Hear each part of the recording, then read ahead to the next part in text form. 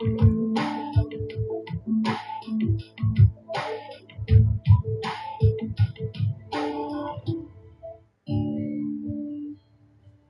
Liberty, Iowa is a quaint slice of the Midwest. It's a very rural, farming-oriented atmosphere. It's a type of small-town community in Iowa where pretty much nobody locked their doors. Everyone knows everyone. Everyone went to the same school as everybody else, grew up together. But on October 13, 1992, this farming community comes face to face with a big city crime. Around 6 p.m., the West Liberty Dispatch Center receives a frantic 911 call. Hey, I need somebody to come out to my house. I think my fiance is dead. The caller is 22-year-old Jody, and her fiance is 22-year-old Corey Winnicky. Okay, why do you think he might be dead? He's not bloody and he's not breathing and he's cold. West Liberty first responders rush to the scene. As you're looking into that bedroom, you can essentially see the torso of a victim that's lying on the floor. You could immediately tell if this was a blunt force trauma type of crime, and the beating had taken place. In the midst of the chaos, Jody contacts Corey's mother, Susan. When she called me, she's crying hysterically, and she said he's dead. And I said, no, it can't be. How could he be dead? And by the time I got there, then they had it all yellow taped off. They wouldn't let me go in. And I just wanted to go in one more time. I didn't care what he looked like. I just wanted to hold him one more time.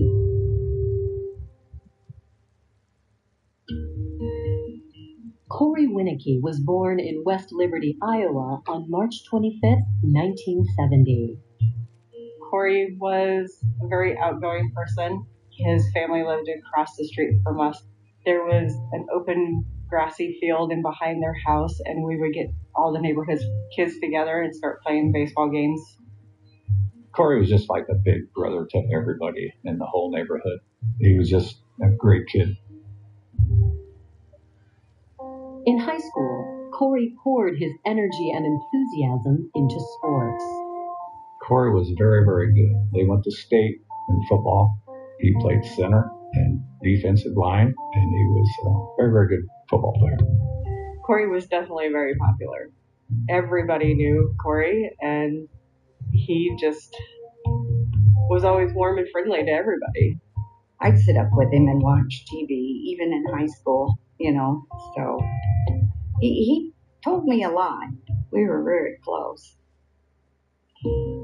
During his years at West Liberty High, Corey started dating Jody. The young couple fell in love and never looked back. He truly loved Jody, and Jody was the one. She was real level-headed, and she was smart, and she kept Corey grounded. Outside of school and extracurriculars, Corey put in hours at the family business, a local bar owned by his grandparents. Winks was a very popular bar. It was a busy bar. Around 16 years old, they'd go down and clean the bar on Sundays. He started going in and filling the coolers and stuff for his grandma. He never was a bartender there till he was 18, till he graduated.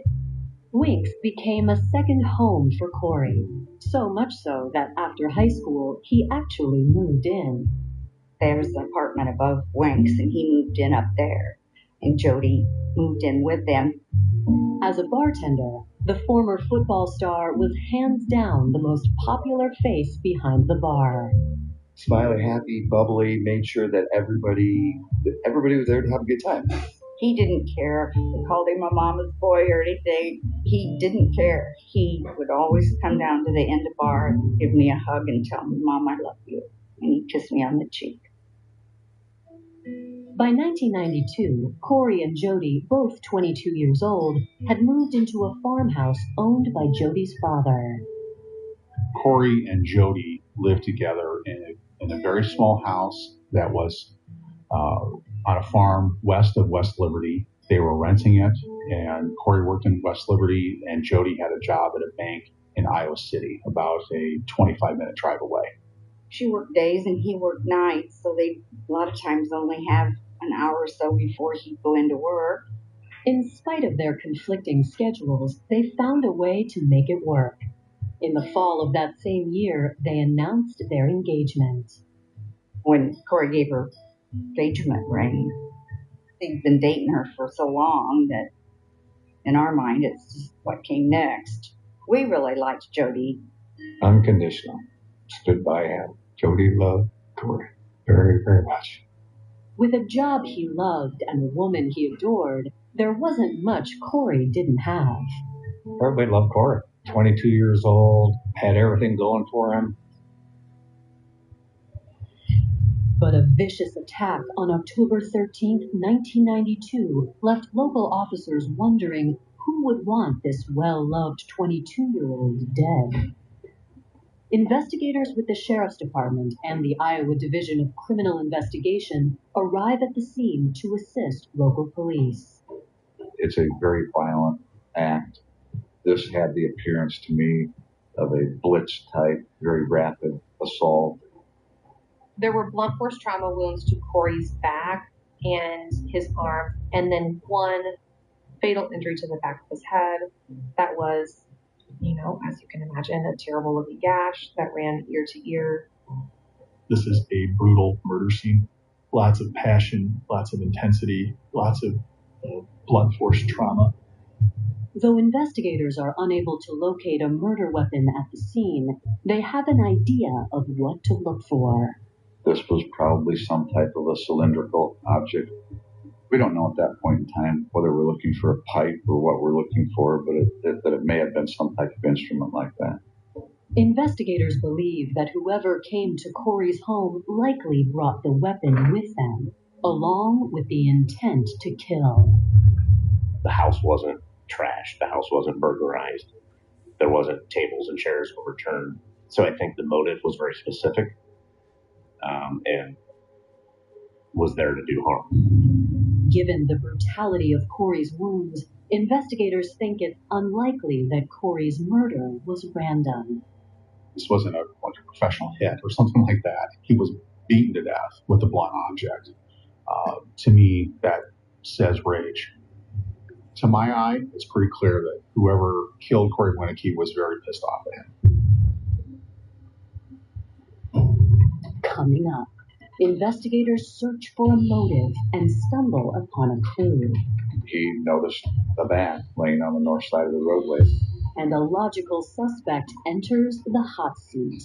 When you look at a homicide like this, somebody who's very close to the victim. Of course, the first thing you want, revenge. Your mind isn't quite right at that point.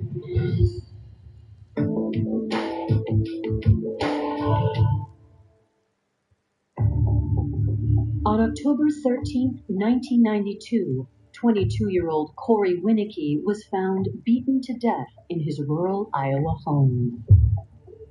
It appeared that the crime scene was contained to that one room. The crime scene would include the bed, obviously a body on the floor. There was blood spatter on the walls. With the hope of finding out who killed Corey, investigators turned first to Corey's fiancée, Jody. Quite frankly, you have to be very close to a victim a lot of times in these types of circumstances to get mad enough or passionate enough to want to end someone's life. So initially, you're always looking at people that are very, very close to the victim. She was obviously extremely upset at that point. She did pull it together enough to engage in a short interview with us.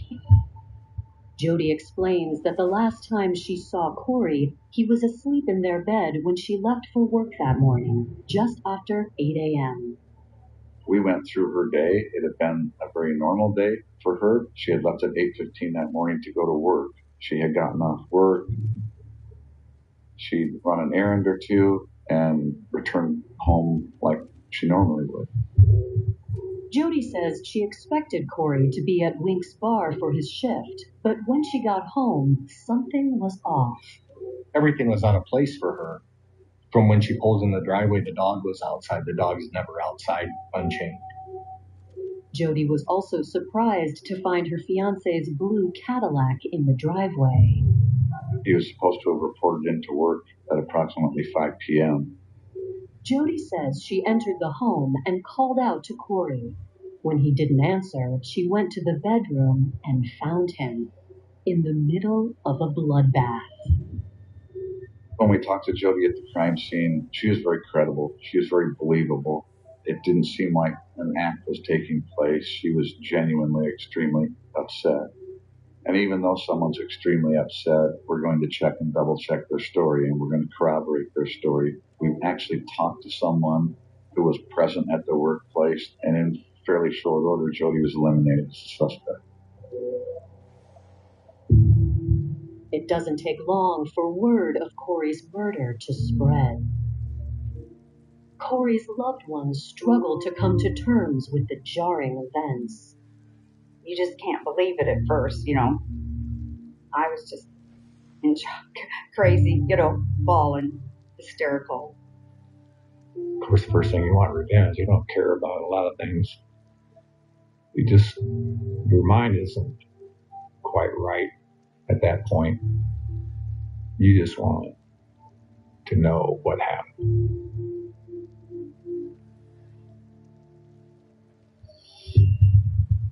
By dawn, local media is on the story.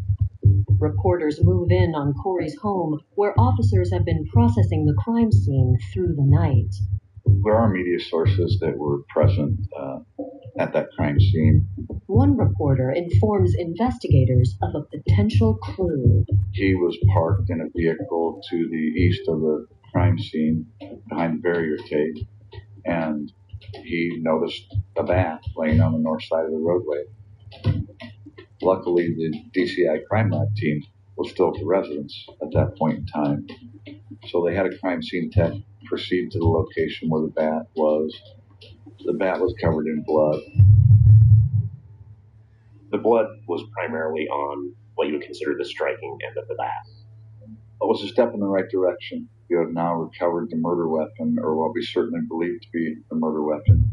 And we knew that we'd be in a position to try to get some evidence off of that.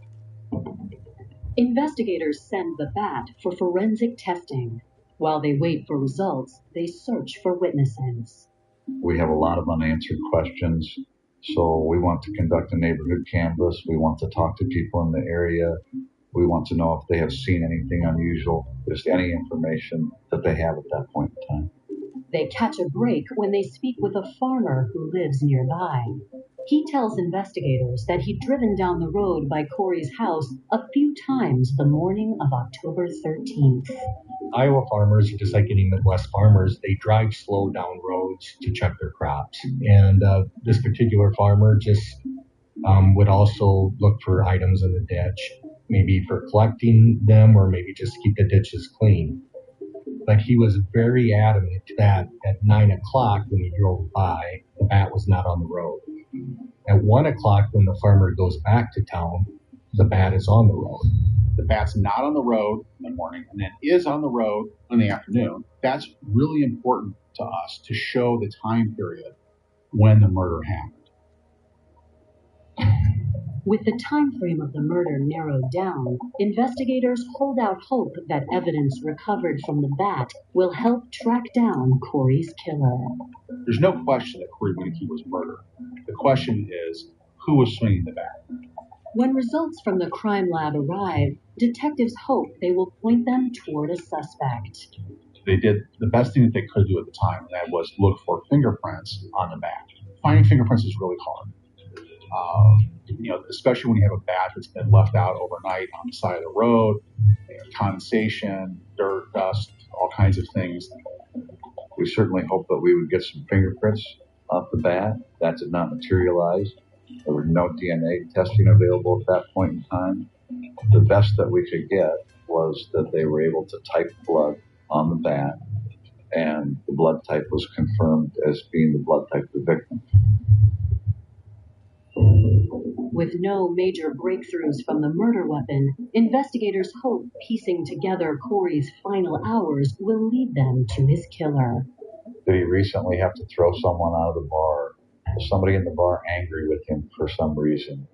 As investigators interview Corey's coworkers and customers, they find no indication that Corey harbored any dark secrets or enemies. I never knew anyone that did not like Corey. Normal 22-year-old, didn't do anything different or better or worse. Everybody loved him. This was not a situation that involved gambling. This was not a situation that involved narcotics. He didn't have any real altercations or problems with anybody from the bar environment. So it began to lean more towards what was going on in his personal life. According to coworkers, the last time anyone saw Corey was in the early hours of October 13th, when Corey left the bar after closing with longtime friend Wendy Marshall. Investigators tracked down 20-year-old Wendy to get her account firsthand. Wendy was someone who was talked with in regards to this crime. She had quite a story to tell about the events of the early morning of October 13th, and it wasn't a very pleasant story. Coming up, Corey's final hours come into focus. Anybody could understand how the anger would have welled up. She basically about jumps out of a moving car, and her and Corey have an argument.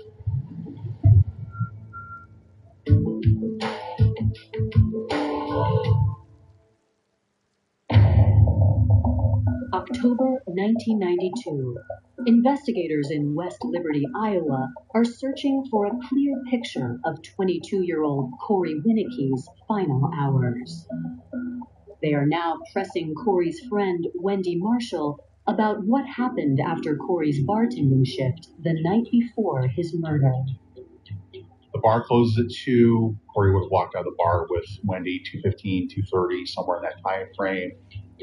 Wendy tells investigators that she and Corey planned to hang out after work, but as they headed to Corey's car, they found 29-year-old Annette Hazen waiting inside. Annette was a regular at Wink's Bar and was a bartender at Wink's from time to time. She was a laborer, a drinker, a recreational drug user. According to Wendy, Annette was noticeably inebriated that night. Annette was quite drunk and was agitated. Corey brings Wendy to the car. They get in the car, and Corey announces that he is going to take Annette to her place, drop her off. Wendy tells investigators that as they drove, Annette's agitation morphed into anger. Annette is so mad that she basically about jumps out of a moving car. She gets out, she walks around in front, and her and Corey have an argument. Wendy is unsure what the argument was about, but when it was finally over, they both got back in the car, and Corey took Wendy back to her car at Wink's. Wendy then drove home. Corey then takes Annette home, but then later comes back to Wendy's. Corey goes to Wendy's house to an after-hours party and makes it home and is seen by his fiancée prior to her departure for work. Based on Wendy's account, investigators are eager to talk with Annette. As it turns out, Annette is also eager to talk to them. Annette shows up on her own. So we had not contacted her, but she made her presence known at the police station and stated that she wanted to talk to the police. This interview with Annette is going to be really critical. Born in 1962, Annette Hazen grew up in Nichols, Iowa with 6 older siblings. She would steal my grandpa's truck and go for joyrides. She'd got away with a lot of things that her older siblings wouldn't necessarily have gotten away with. Fresh out of high school, Annette and her boyfriend started a family.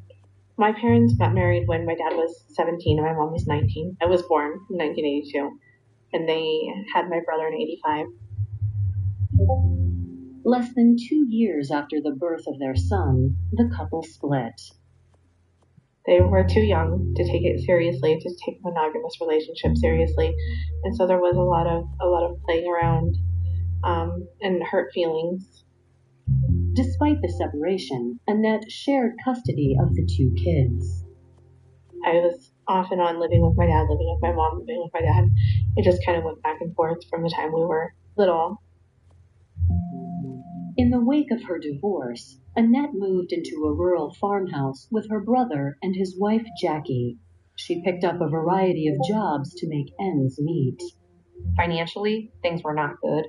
Definitely not the high point of Annette's life. She was relatively recently divorced. She was bartending sporadically at Winks as well as working other odd jobs. And she drank heavily. Between bartending and drinking at Winks, Annette got to know Corey and developed a crush. Annette is 6 or 7 years older than Corey Winnicke. They had met around town when he was a teenager, but didn't really get to know each other until he was 22 and she was 29 in 1992. They were both in there every night, it seemed like. I mean, she just constantly wanted attention from him. And to be there every night, she was interested. But Corey wouldn't have left Jody. However, as Annette speaks with detectives, she reveals that Corey was more than just a crush. The two had a full-blown fling. They were just having fun. They were both young. They both had life to live. Annette tells police that on the morning of October 13th, when Winks closed around 2 a.m., she'd waited for Corey in his car. What Annette thinks is going to happen that night is Corey will finish bartending, he'll close up the bar, and then he is going to take Annette back to her place, and they will have sex at Annette's place. And this is what they do regularly after the bar closes. And the thing that she sees when the door to the bar opens up is not Corey by himself.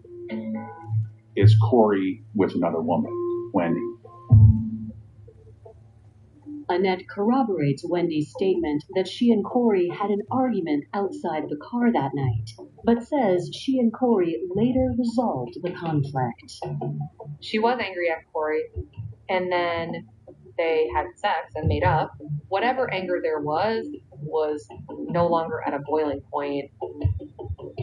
Investigators ask Annette to account for her time later that day, especially between the hours of 9 a.m. and 1 p.m. when they believe Corey was murdered. Annette says she spent the majority of the day with her sister-in-law, Jackie. She says roughly 8:30, 9 o'clock. She gets dropped off to do this roofing job. She pulls shingles off the roof for a short period of time, and then Jackie Hazen shows up to pick up Annette, and they leave. They had traveled to Iowa City. They had stopped different places. However, Annette admits that before they headed to Iowa City, they did make one stop at Corey's house. The Winnicke residence happens to be along the way, and she indicated that they had stopped there at approximately 10 o'clock in the morning to retrieve a book that she had left him. He didn't answer the door, so they haven't talked to her. Though Annette says they left when Corey failed to answer the door, her story raises red flags. Annette's timeline happens to place her at the scene of this crime during the period of time that we believe the crime took place. But when investigators talk to Jackie, Annette's story checks out. Jackie was Annette's alibi, her corroboration for what took place that day. Jackie told law enforcement that she and Annette were together that day. Jackie Hazen provided receipts, a doctor's appointment notice, other store receipts. To completely rule out Annette, she is given a polygraph on October 22nd. Annette consented to a polygraph examination, and the results of that polygraph examination were that she did not display any indications of guilt. With nothing to link Annette to the crime other than the suspicious timing of her visit to Corey's, investigators initiate a Hail Mary search for leads. As the investigation began to move forward, the interviews started to climb into the hundreds. And I think approximately 400 interviews were conducted in connection with this case over a 4 to 6 month period of time. You move on to these other leads that are coming in, and that eventually those leads stopped coming in, and that's when the case went cold.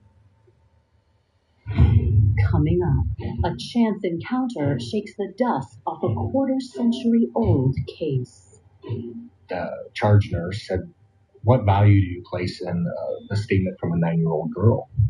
She had lit black candles, and she was crying, and she said, "I didn't mean to kill you." And a suspect comes back into the spotlight. This almost killed me 25 years ago. Literally almost killed me.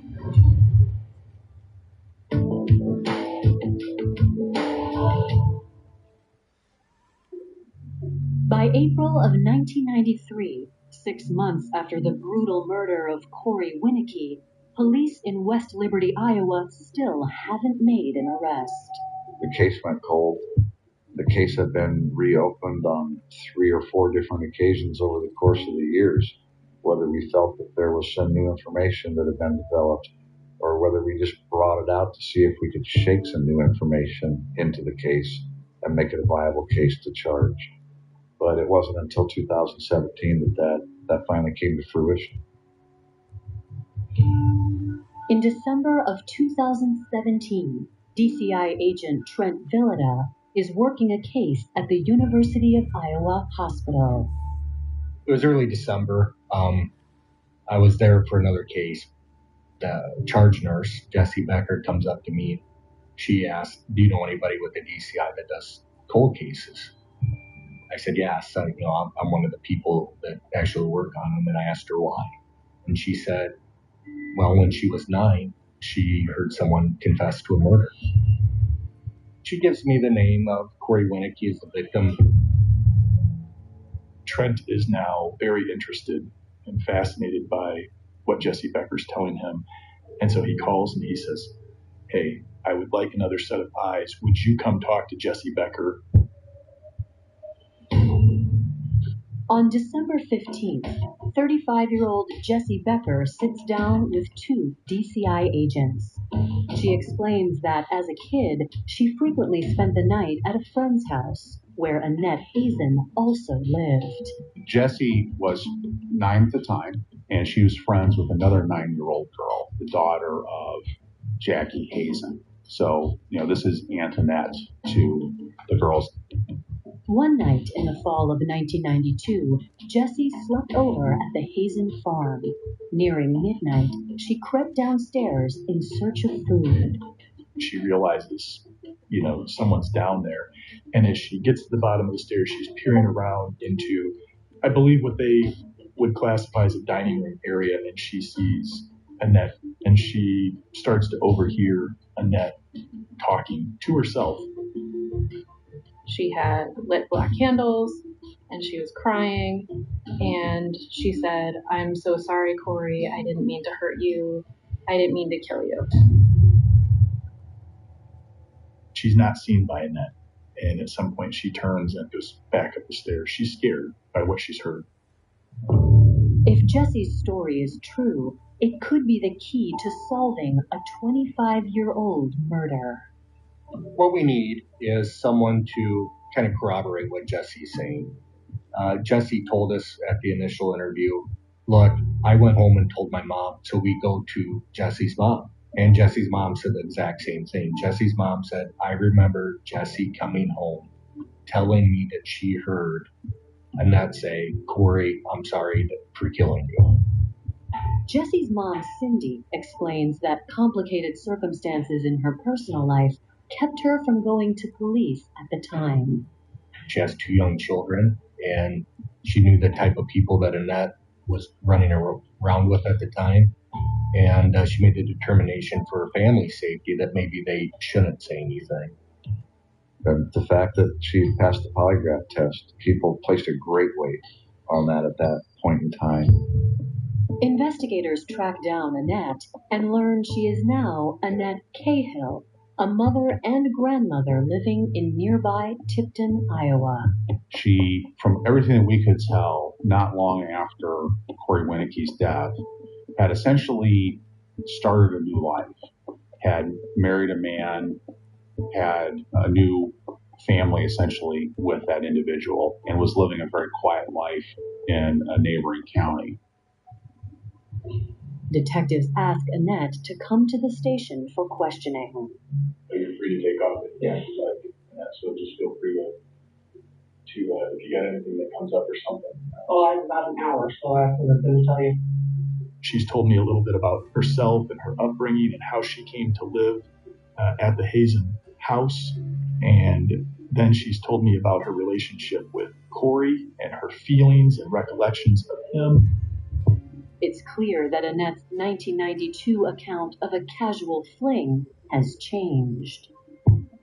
She makes it very clear that she was in love with Corey. She believed she was going to be the new love of his life. We had talked about skipping town. In fact, the following Monday, the week after he died, we were supposed to go to, or following Saturday, I'm sorry. We were supposed to go to Branson to look at bars for sale. The idea was Corey would buy the bar, Annette would work there, and they basically would start a life together. Annette cuts the interview short to get back to work. It was still a work day. It was still the afternoon. And then she stayed for an hour, 20 minutes, an hour, 30 minutes, and talked and answered any question he asked. Agent Turbot returns to Annette's home 2 weeks later to continue the conversation. This almost killed me 25 years ago. Literally almost killed me. I was doing drugs and drinking myself to death. She stops me at one point in this interview and she says, you know what? There's something I've never shared with law enforcement ever before today that I remember. By the side of the road, after I made him stop the car, we had an argument, and he said, I'm nothing to you. And he yelled at me, you're not nothing to me, I love you. Even though Corey confessed his love, Annette tells the agent she was hurt that he left her later that night. You actually cried when he left. You felt neglected and wished that he could have stayed with you. Probably, yeah. Why were you mad? You know the old saying, fish or cut bait? When she described it in her interview, this fish or cut bait moment, it was abundantly clear that she's never going to be anything other than his sure thing when the bar closes. I think for Annette, it was her dream to finally settle down. When Corey broke up with her, I think that's when her hopes and dreams ended. When Agent Turbot confronts Annette with Jesse Becker's statement, things get heated. You remember being in that house, at Jackie's house? Corey, I'm sorry. I'm sorry I killed you, Corey. I'm so sorry. No. Corey, I'm sorry I killed you. Please. I'm calling my lawyer. We're not done in that. I'll be back. No, not there you won't. Oh, I will be. I'll be back. Between Jesse Becker's statement and Annette's tumultuous history with Corey, investigators feel they have enough to make an arrest. I think that at some point she was tired of being just someone he was having sex with on the side. You have the epitome of the scorned lover, and Annette was not going to have that any longer. Investigators present their case to a grand jury and obtain an arrest warrant for Annette. On May 31st, authorities arrest Annette at her home. She told me that I didn't know how wrong I was, and that was the end of it. She said that she didn't want to talk without a lawyer, and at that point we were done talking. So I rode with her to the jail. Coming up, will new evidence be enough to get a conviction 25 years later? They couldn't reach a unanimous verdict. A last chance witness attempts to save the case. He saw her dumping clothes into a burn barrel. They had blood on them.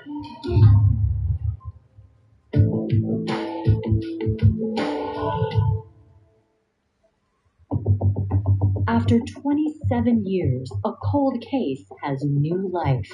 In March 2019, 56-year-old Annette Cahill steps into a Muscatine County courtroom where she faces a first-degree murder charge for the 1992 killing of Corey Winnicky. Jessie Becker takes the stand and recounts the story she had told investigators. Jessie Becker testified that when she was a 9-year-old girl, she had overheard Annette Cahill confess to killing Corey.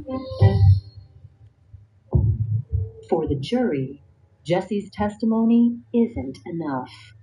The jury foreman told the judge that they couldn't reach a unanimous verdict. A mistrial was declared. We assumed that at that point then the defense could rest and the prosecution would drop the whole situation. After the mistrial, it seems life for Annette could go back to normal.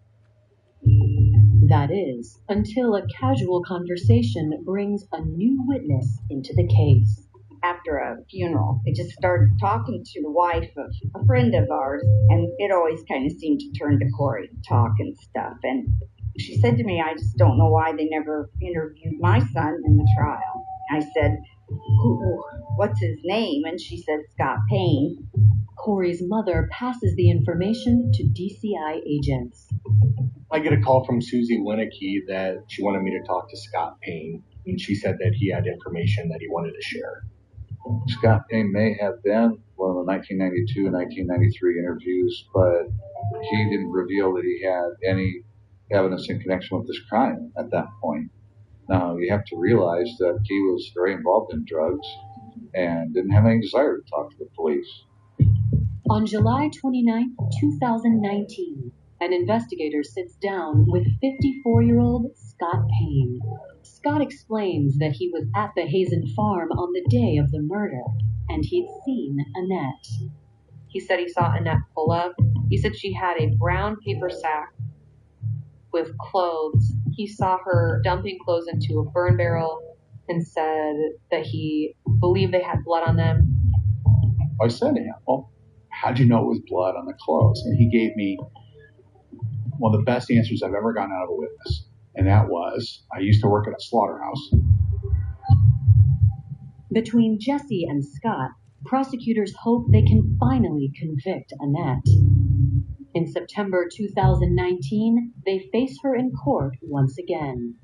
Prosecutors lay out for the jury exactly what they believe happened on October 13th, 1992. Corey did not feel about Annette the way Annette felt about Corey. Corey was sick of Annette. Prosecutors also allege that after Corey left Annette's that night, she didn't stay home crying over her broken heart. What I argued to the jury is that Annette followed Corey to Wendy's and saw that Cadillac parked out in front. If you think about how angry Annette would have been when she saw Wendy come out of the bar, that anger must have been far worse when she sees that car in front of Wendy's apartment.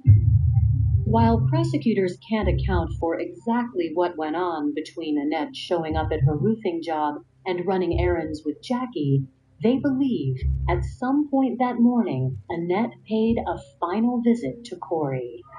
And the rage that had simmered all night boiled over. When you place a bat in the hand of someone who's very enraged, very angry at what has gone on, she's more than capable of having committed this crime. Jessie Becker makes another appearance on the witness stand, and Scott Payne makes his debut. Scott Payne testified that shortly after the murder of Corey Winnicky, he saw Annette Cahill burn bloody clothing in a burn barrel at the Hazen household. Annette's defense contests Scott's credibility as a witness. Mr. Payne has had a really tough life, including years of heavy methamphetamine and alcohol abuse. In addition, Annette's attorneys argue their client's track record speaks for itself.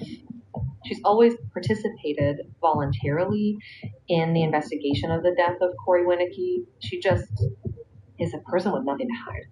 It just didn't compute. After hearing impassioned arguments from both sides, the jury delivers the verdict on September 19th, 2019. The jury had unanimously found Annette Cahill guilty of second-degree murder. I was at work, and my fiance actually texted me and said, "I'm so sorry. The trial's over. They found her guilty." And I just burst into tears right there at work and had to go home. Spend the next couple days at home. I think it was an appropriate choice by the jury. Did she go there with the intent to cause someone's death? Maybe, maybe not. But I think that everyone can believe that she did go there and that she went there to commit a bad act that ended in the murder of Corey. And that's essentially what they found her guilty of. For Corey's family, the conviction is minimal consolation for the loss they will always feel. You know, I don't like the word closure. It gives you peace of mind. It's never closure because it doesn't bring my son back. She might be there now in prison, but I don't feel sorry for her because she had a life. She got married more than once. She had kids, and then she had grandkids. All the things we wanted Corey to have, and we didn't have him all those years, and we'll never have him again. I miss going into Winks and seeing him behind the bar. I miss him telling me, "Mom, I love you." Annette was sentenced to 50 years in prison and is serving her time at the Iowa Correctional Institution for Women. She maintains her innocence and has since had her appeal denied.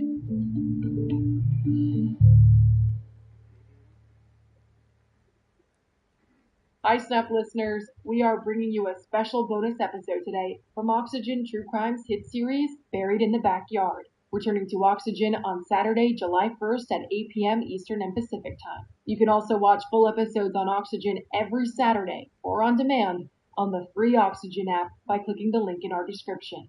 Enjoy. The luckiest day in a man's life. He won $31 million. Turns him into a neighborhood hero. He bought us a house. He had that heart to give. But when no one hears from him for months, I talked to him every day. He had a new return a call. a bizarre phone call deepens the mystery. His voice sounds a little funny. Somebody could have robbed him. Of course, he's bitter. He lost a lawsuit involving millions of dollars. The guy come in and shot him, took everything that we had in the safe for cash, and left with it. And an undercover operation. There was a recording device sitting in an empty can of Red Bull. Sends police looking for answers hidden below the surface of a quiet Florida town. She takes a piece of angle iron, sticks it in the ground, and whispers, "Tell your boy to dig 6 feet down." And this is where the plot thickens.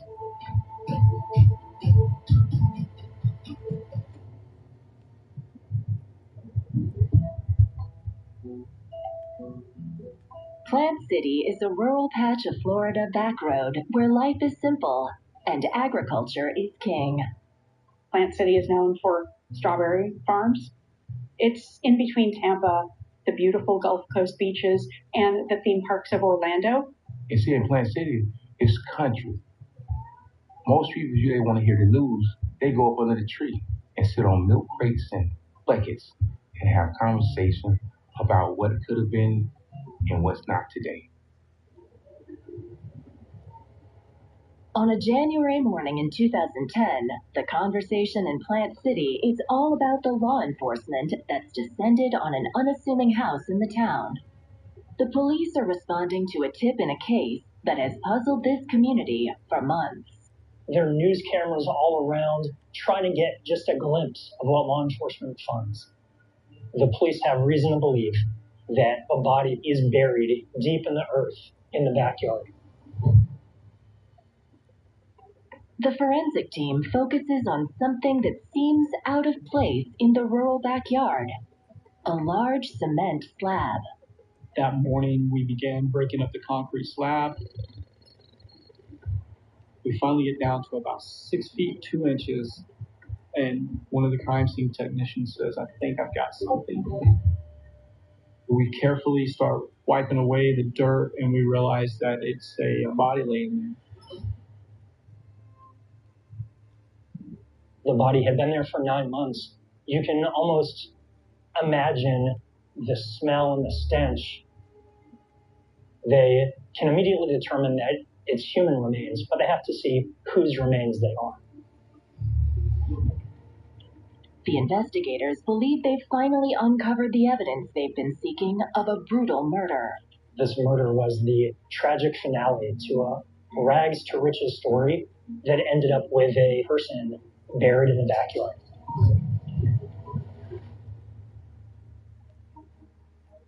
The chances of winning Florida's lottery are an astounding 15 million to 1. But in places like the hardscrabble community of Lakeland, Florida, dreams about hitting it big provide a welcome break from reality. In our community, we don't have too many things that we can get into without getting into a little mischief. A lot of people play lottery. You dream of hitting the lottery. I dream of hitting the lottery. For Greg Smith's friend Abraham Shakespeare, that dream is one of the few things that keep his spirits high. I think he wished and hoped and prayed that he would hit the lottery. But Abraham wasn't a real fortunate person. He left school to go to work to see what he can do about helping his family. He started out in the orange groves, picking fruit, mowing yards, raking yards, and whatever money he made, he helped his family with it. Abraham stayed with his mother and helped her with the bills and was pretty content being a day laborer. And his life was based around his mother and taking care of her. Abraham would sit on the porch and he would just tell us, if he had money, what he would do. And he would say what big house he wanted or nice cars. And, he was a dreamer. On November 15th, 2006, Abraham is working some odd jobs with a man named Michael Ford, and they stop at a local convenience store to pick up some food and drinks. Guys really want a soda or something. And Abraham said, "No, just get me 2 lottery tickets." That night, the guy that owned the store came to my house. He said, "Your cousin just hit the lottery. He won $31 million. Abraham decides to take a one-time payout of $16.9 million. The money lets him show a generous side that he never could before. He bought us a house. He had that heart to give. He just felt like that's what he needed to do, just help people. When Abraham learns that a local barber, his friend and former boss, Greg Smith, is trying to get an $87,000 loan from the bank, he steps in to help. He bring me this envelope, cashier's check in my name. I said, "I'm not going to take this money for free. I'm going to take the payments that I was going to do to the bank, and I'll pay you the same amount." After a life spent in poverty, Abraham treats himself too. He bought a home in North Lakeland, which was a home he dreamed of.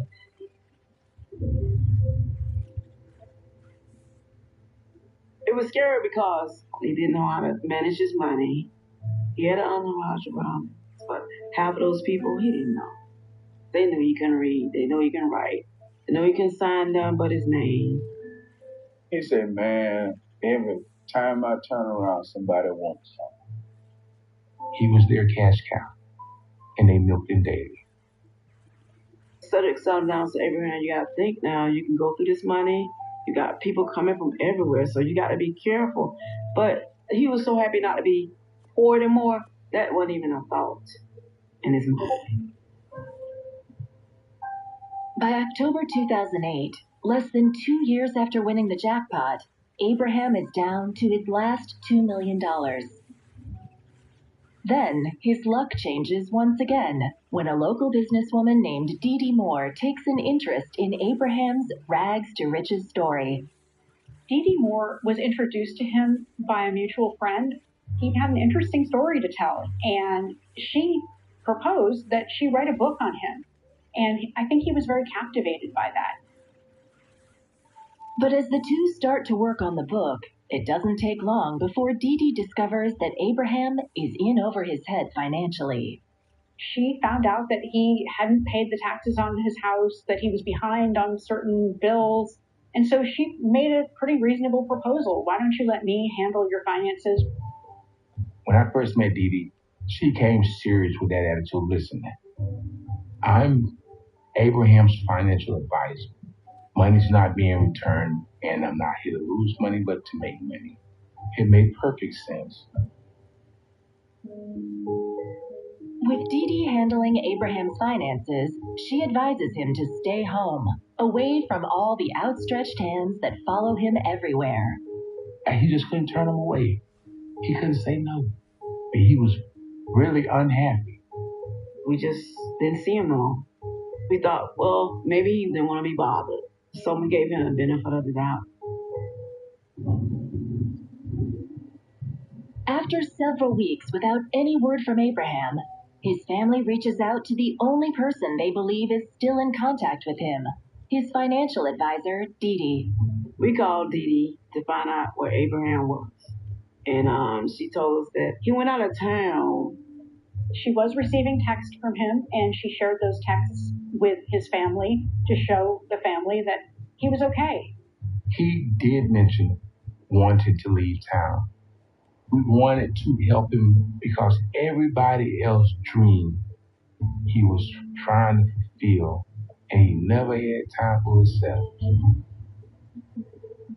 And months went by, and no Abraham.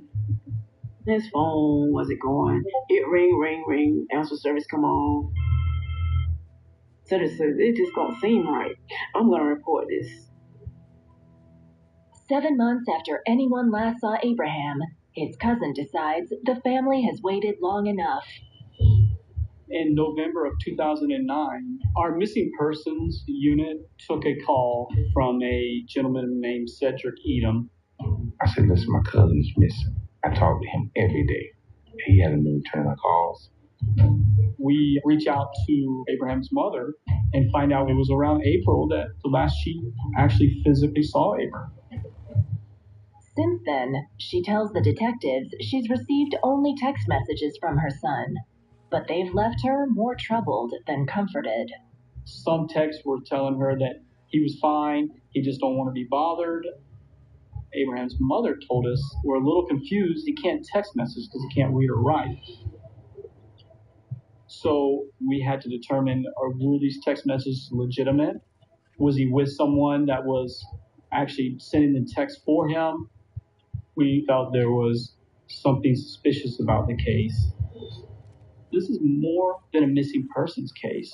It was a missing person involving a $30+ million lottery winner. Abraham was owed money by lots of people. So you have the potential for people who owed him money or people that wanted money from him trying to hurt him in some way. Right from the beginning, there are lots of different suspects and really no evidence and no leads. Michael Ford filed a lawsuit and alleged that Abraham stole the ticket from him. If this wasn't Abraham who called, who was it? We want you to record every conversation. Let me see what we can do to get you out of this, because I know you didn't kill it. We get our binoculars out, we get our camera out. We just like, oh my God, this is crazy.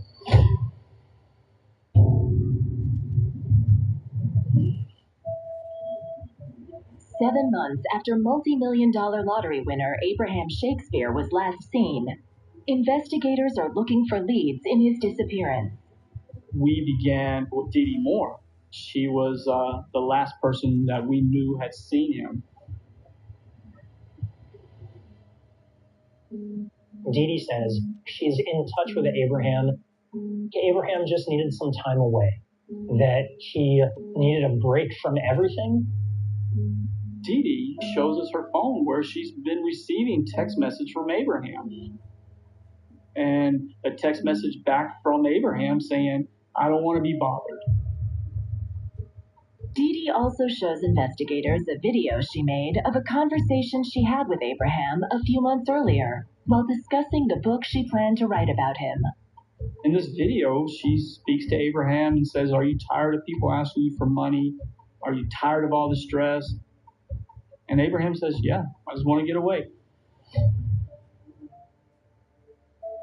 After our initial interview with Dee Dee, we started looking at everybody that owed Abraham money. Once we learned the totality of all the money that Abraham had loaned out, given out, people owing him money, we had our hands full. We had 20, 30 people that we needed to talk to. We wanted to explore every avenue we could.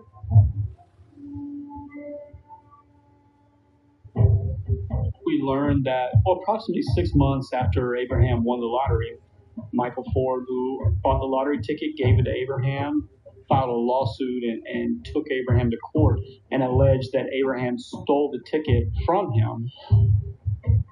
That was investigated and was settled in court, and it was determined that Michael Ford was not the owner of the ticket, that Abraham did give him the money and was the rightful owner of the ticket. Investigators recognize that losing out on $31 million could cause Michael Ford to hold a grudge against Abraham. Michael Ford was actually living in Georgia, and we actually sent a detective to Georgia to speak with him in person. Michael Ford, of course, he admitted, yes, we had a dispute over the lottery ticket. Of course, he's bitter. He lost a lawsuit against Abraham involving millions of dollars. But Michael Ford said, "I lost the dispute, and I accepted it, and I'm not involved." But the detectives can't take his denial at face value, not with a man's life potentially at stake. So they dig deeper into Michael's background. We actually went so far as to pull phone records of Michael Ford to actually see where he was at the time that we believed Abraham was last seen. As investigators wait for Michael Ford's phone records, the story of the missing lottery winner is splashed across the headlines. The attention generates no shortage of tips. I mean, we got calls as far as Los Angeles, California, from people that said they saw Abraham in a CVS pharmacy. They were so certain it was him, we called Los Angeles County Sheriff's Office and had someone go pull the video from the day this person said they saw him. Once we saw the video, we knew it wasn't Abraham. You have to weed through, is this true, is this not true? And, you don't want to miss the tip that's going to break it. A few days later, the cell phone records for Michael Ford come in, and they confirm his alibi.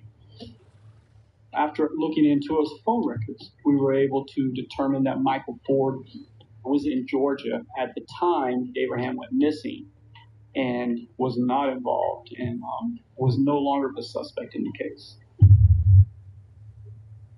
With no word from Abraham and no progress in the police search for him, those closest to him, including his mother Elizabeth, find it hard to hold on to hope.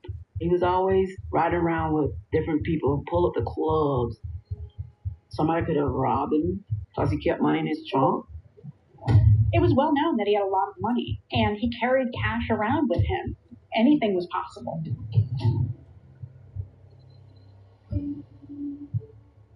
As Christmas approaches, the family finds it difficult to celebrate the holidays with Abraham still missing.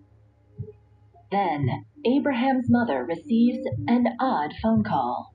Abraham's mother was having lunch after Christmas, and she gets a call from Abraham. He wishes her a Merry Christmas and tells his mother that he's fine and just wants to be left alone. And when she gets off the phone, Abraham's mom realized something, that it was not Abraham that she was talking to. Like any mother who knows her son's voice, she knew that someone had called pretending to be Abraham.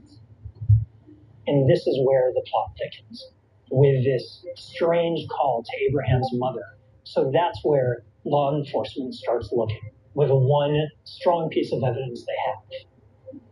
And they're trying to figure out, if this wasn't Abraham who called, who was it?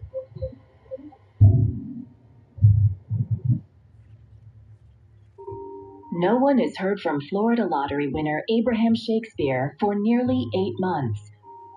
Then, just after Christmas 2009, his mother receives a phone call from someone claiming to be her son.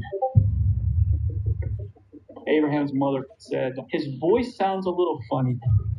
I'm like, what's the phone number he called you from? She says, well, it was a private number. I met with my partner, and we knew we could subpoena her phone records, and we're going to be able to see what number called.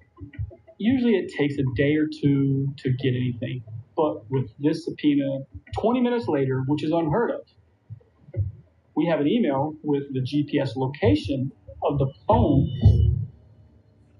They also learn who the phone belongs to, and it's a big surprise. It doesn't belong to Abraham, but to someone close to him. This phone is registered to Greg Smith. Greg Smith was a barber in Polk County, and Abraham had lent Greg Smith $87,000 after he'd won the lottery. The GPS coordinates place the phone at a local shopping mall, and detectives realize it could still be at that location. We stop what we're doing, we jump in our car, and we drive to the Lakeland Mall. It's the day after Christmas. Thousands of cars there. We pull in there, and we park, and we both look at each other like, what are we going to do? What are we looking for? We sit there for about 5 minutes, and we look up, and in comes Dee Dee Moore's car. We just like, oh my God, this is crazy. So Dee Dee's car pulls up next to another car. She gets out of her car. She gets in the passenger seat of this car. We get our binoculars out. We get our camera out. We can't tell who it is.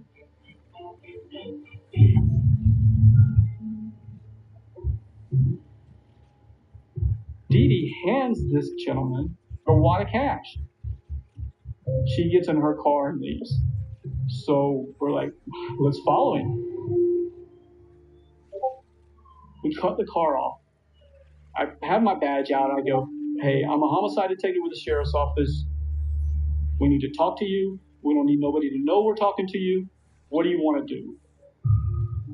So this gentleman says, I guess I'm going to cooperate. We identify him as Greg Smith. He's the one that made the phone call to Abraham's mother.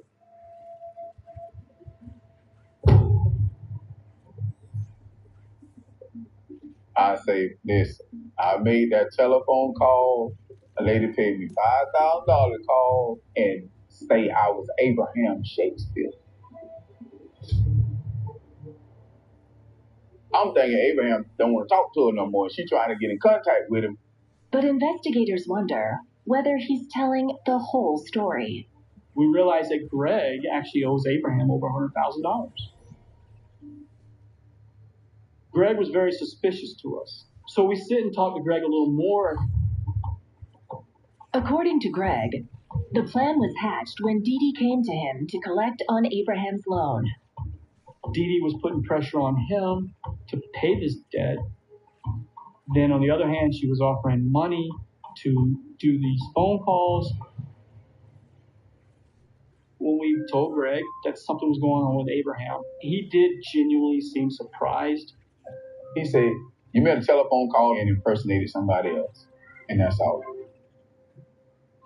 The detectives have nothing to charge Greg with, so he's free to go home. But now they want to know more about why Dee Dee, who everyone believes has been helping Abraham, would set up a phony phone call. They begin digging into her background.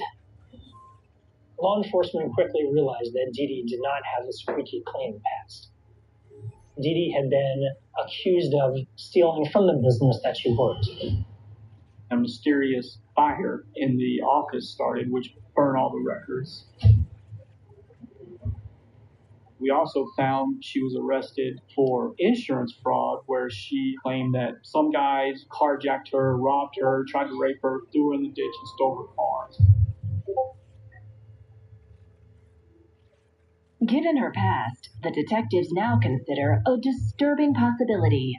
Rather than helping Abraham, was Dee Dee methodically stealing from him? To help find the answer, the investigators go back to Greg Smith and ask for help. We told Greg, we want you to be part of our team. We want you to continue talking to Dee Dee, but we want you to record every conversation. He said, listen, go meet with her and see what she got to say. I said, serious, man? I ain't trying to chase that woman. But when authorities told me he's a missing man, I believe that. So I said, I'll tell you what you need me to do to help you out? So police end up wiring Greg Smith and sending him back out to meet with Dee Dee Moore. I get the phone call. Hey, meet me at the gas station. So I said, okay, it's on. He says, if you want me to do this, I need the body. I'm really scared.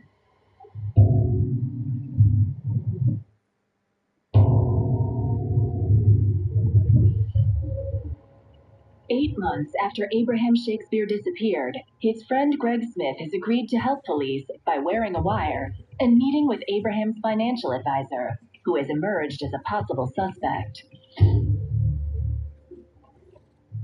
At this point, we feel that Abraham might be the victim of foul play, and Dee Dee's a suspect in the case. So once we knew that Greg was in there with Dee Dee, our strategy was, okay, let's put pressure on Dee Dee and see what happens. Ready to start their sting operation, Greg Smith sets up a meeting with Dee Dee Moore. There's a recording device sitting in an empty can of Red Bull, and Greg and Dee Dee are talking. I asked Dee Dee, I said, hey, man, listen, where is Abraham at? Where is he at? I ain't heard from him. She said, everybody think I did something to Abraham. I say, think you did something to Abraham? What are you talking about? Dee Dee tells Greg that she needs to find someone who's willing to take the rap for Abraham's disappearance, and that she'll pay someone to do it. There's no evidence of foul play at this point, but now police have her red-handed offering money to help cover up Abraham's disappearance.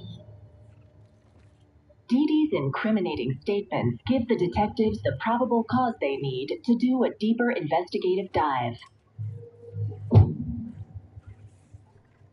We sent out subpoenas for Dee Dee's phone and Abraham's phone. Prior to April 7th, Abraham averaged 200 calls a day on his phone. And the only communication he has after April 7th is with Dee Dee Moore.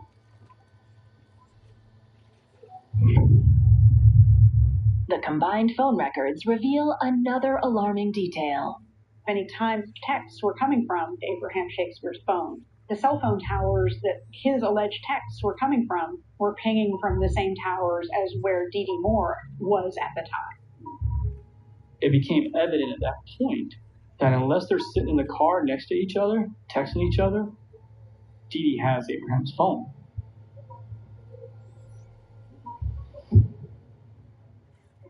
But investigators need solid proof of Dee Dee's involvement in Abraham's disappearance, or worse, before they can charge her with anything.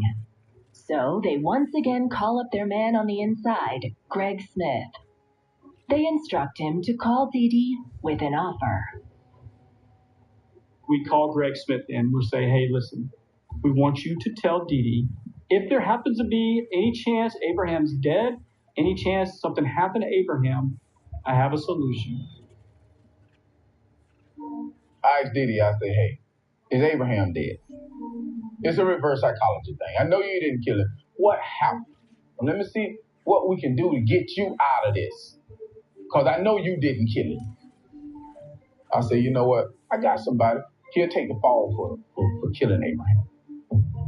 And he tells her, I have a cousin who's about to be sentenced to 30 plus years. And for the right amount of money, my cousin will take a murder rap. I say, in order for you to get rid of all this, you got to tell me where the body at. And Dee Dee, without admitting anything, just says, well, I want to meet him. At the detective's direction, Greg Smith sets up another meeting with Dee Dee.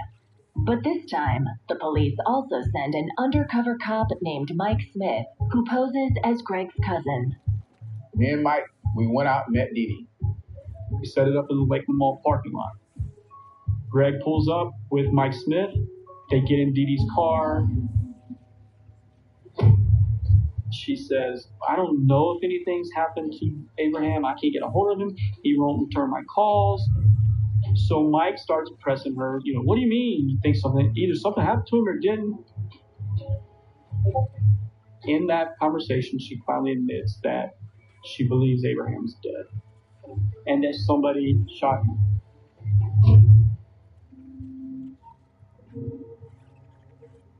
Prior to this meeting, there was no evidence that Abraham Shakespeare was dead. He could have been missing, and this was all just a cover-up for him being gone. And Mike says, well, he's dead. I'll take the murder rap.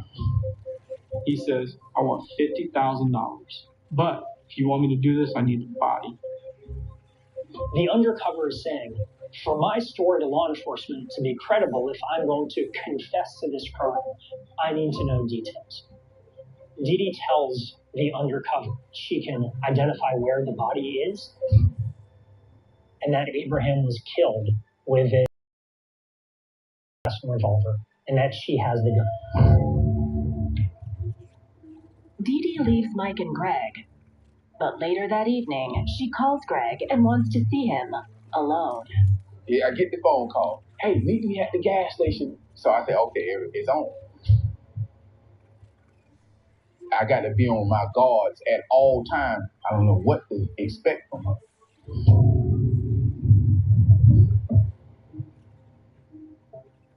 Law enforcement made this great trap for Dee Dee. They end up getting her to admit that Abraham Shakespeare is dead, that she has the gun, and she knows where the body is buried.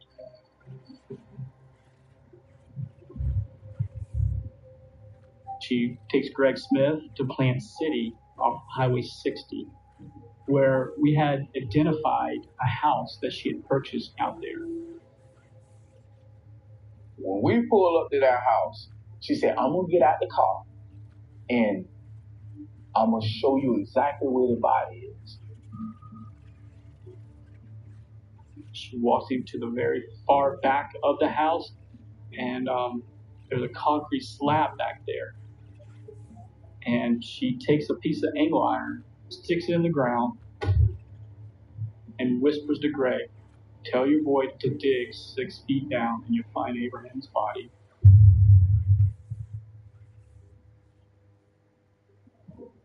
And Dee Dee actually hands Greg Smith a Smith & Wesson .38 caliber revolver.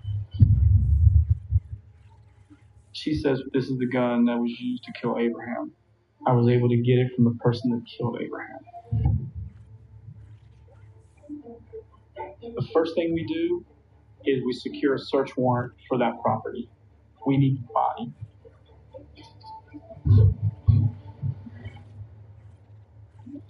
On January 25th, 2010, police move into the backyard of the home just outside Plant City, Florida, Abraham's hometown. When the sun came up, we began digging. The first part, we had to break apart a 30 by 30 concrete slab. As we're breaking apart the concrete slab, we have to look for any evidence, and then we began layer by layer taking the dirt away. We're putting it in a sifter, looking for any evidence, and another layer and another layer. So the first day, nothing.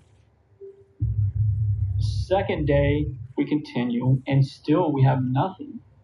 So some of us are like, have we been spoofed again by Dee Dee Moore? And then about an hour later, one of the crime scene technicians says, I think I got something. They find the decomposed remains of a human who they believe to be Abraham Shakespeare.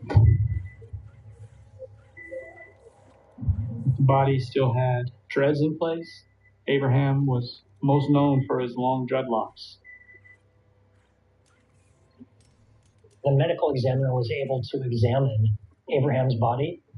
The body had decomposed badly to the point where it was almost difficult for them to determine some of the evidence around it.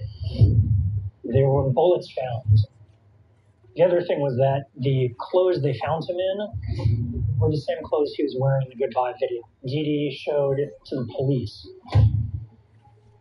And without a doubt, it was Abraham. I attended the autopsy of Abraham, and it was determined that Abraham died of 2 gunshot wounds.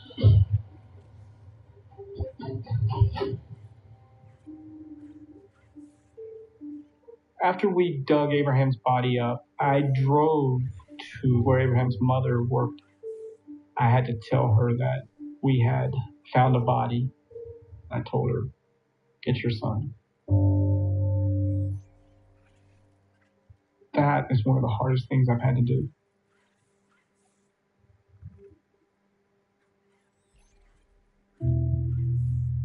When we found out Abraham was buried up on a slab in the backyard, it's just devastating. I couldn't take it. I mean, you know, it was just too sad. It was just too sad. He didn't steal nothing. He didn't take nothing. He literally won the lottery, and he had to pay his life for what was his. With the body confirmed to be Abraham, Dee Dee Moore is arrested at the $1 million home that she claims that Abraham had sold to her.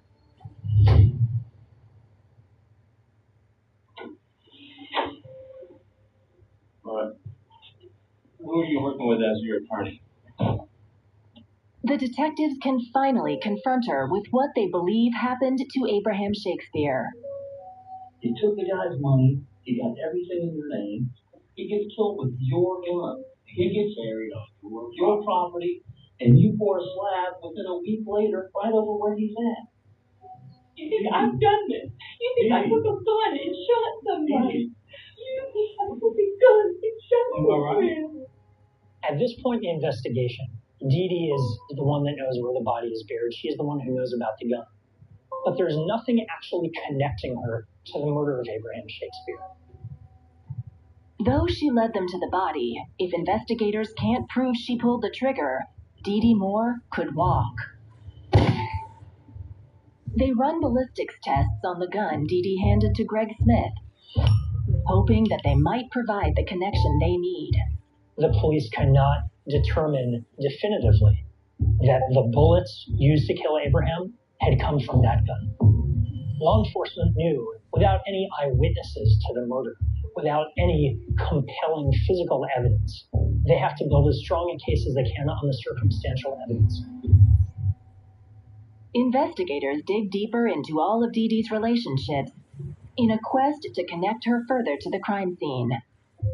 We go to Dee Dee Moore's ex-husband's house, and we ask him, what do you know about the property that she had there? And he said, I went out there sometime around April, and she asked me to dig a hole for her. So he dug the hole, and he said when the sun went down that day, he said he went back and he filled in the hole.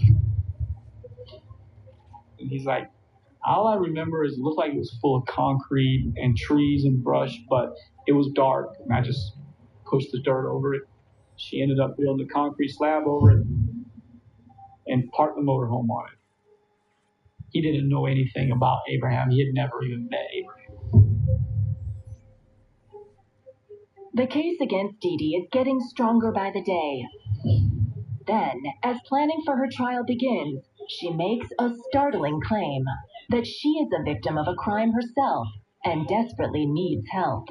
Died from it and shot him, took everything that we had in the safe for cash and left with it. Dee Dee tells law enforcement that Abraham was killed in a drug dispute with a man named Ron Watson.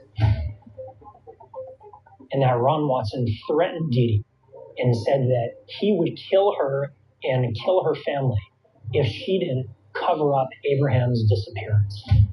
They put this gun in my mouth, pieced my pants. I was scared.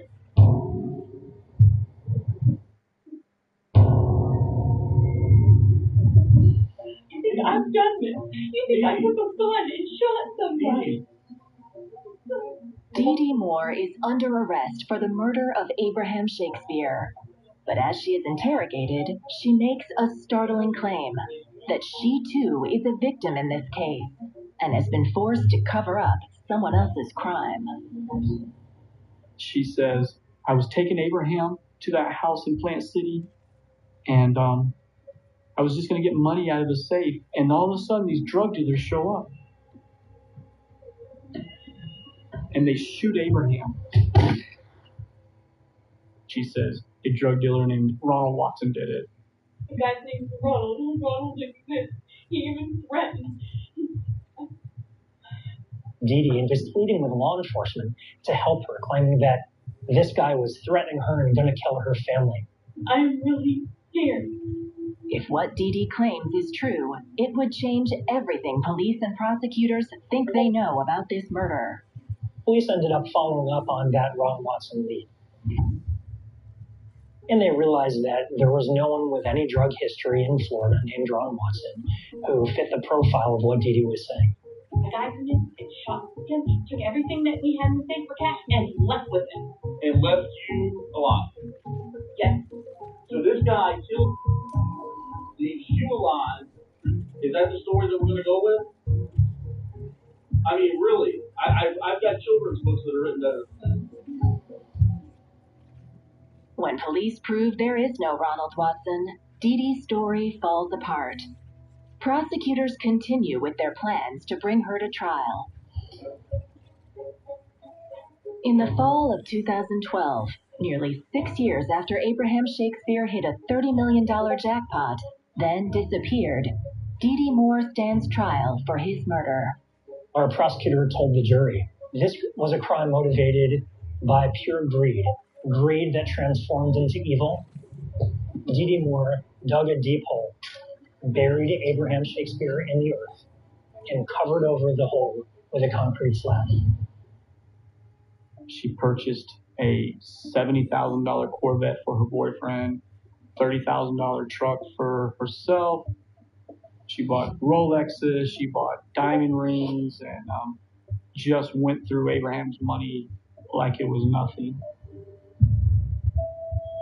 By the time Abraham's body was found in January of 2010, it was determined that he only had about $10,000 left in his name. Dee Dee was living large on Abraham's dime. She had stolen money from him, she was getting rich off of him, and it appears that he may have figured it out and confronted her. But it's never going to be known for sure.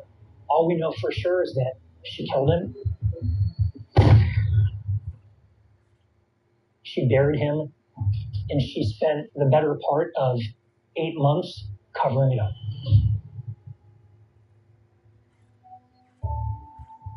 After 2 weeks of testimony, the jury leaves to deliberate. It took the jury a little more than 3 hours to deliberate, and they found her guilty of first-degree murder. She never once showed any remorse, never once showed any compassion. When the verdict came out, she started to cry, and that's the only emotion I saw from her. She didn't cry for Abraham. She didn't cry for Abraham's mother. She cried for her damn self. The judge made the comment to Dee Dee that she was one of the most manipulative people he has ever sentenced. And sentenced her to life in prison without the possibility of parole. For her to kill him, it was just like, why?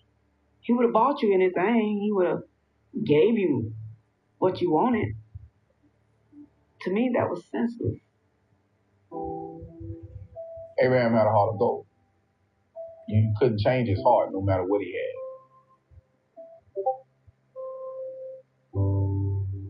I miss him every day. All I can say, cuz justice is served for now.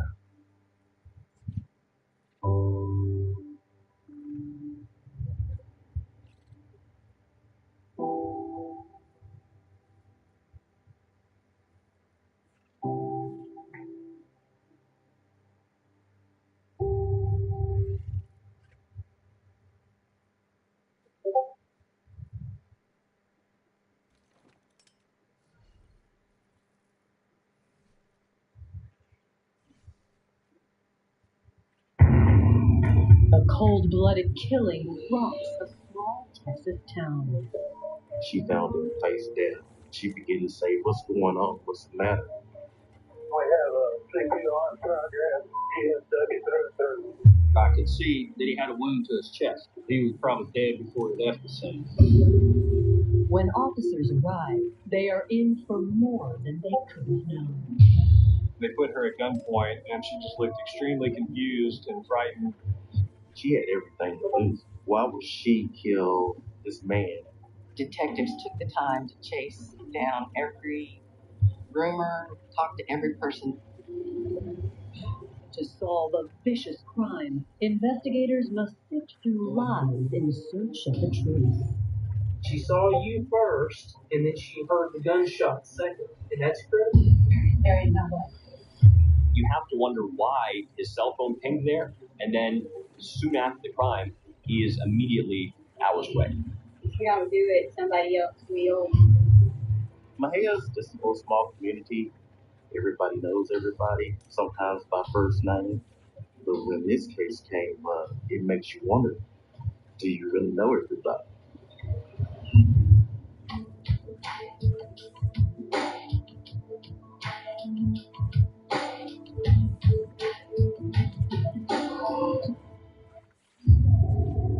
March 31st, 2011. Just after 7 a.m., operators in Mahia, Texas get a frantic 911 call. 911, that's your emergency. I don't know what. Somebody shot you. It's God, baby. It's God, baby. It's true. It's true. Oh my God. Oh. She sounded very out of breath, panicked and upset. It was very fuzzy, but it was clear that she was saying somebody had been shot. With limited information, police are dispatched to the potential shooting at a local scrapyard. White male down middle age. Still trying to obtain any information. That's their kid right there en route. Police learned from the caller that the victim is 56-year-old Ray Jacoby, the owner of the scrapyard. As the police officers pull up on scene, you're able to see a woman standing by the gate with her hand upon the gate, and it appears that she's on a phone, and Ray is laying next to her on the ground face down. We roll him over, start assessing him. That's whenever I could see that he had a wound to his chest. As paramedics work to save Ray's life, police are anxious to secure the scene. I noticed out of the corner of my eye there was a police officer knelt down, one knee on the ground with his pistol drawn, pointing it toward the back of the scrapyard. I said, "What are you doing?" And he said, "We think the shooter's back here." And I was like, "Oh crap, let's get this guy and go." So at that moment, we basically just scooped the guy up onto a backboard, put him on a stretcher in the ambulance, and we cleared the scene. Could y'all contact the hospital for us? Tell them we have a CPR in progress. ESW 33.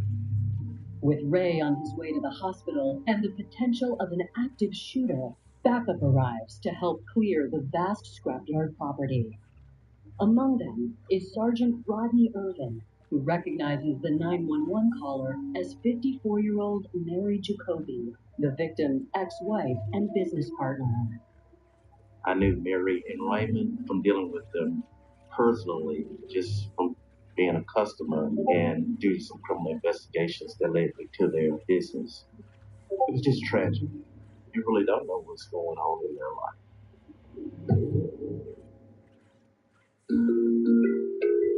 Ray Jacoby's scrapyard business was built on a lifelong interest in mechanics and his own personal charm.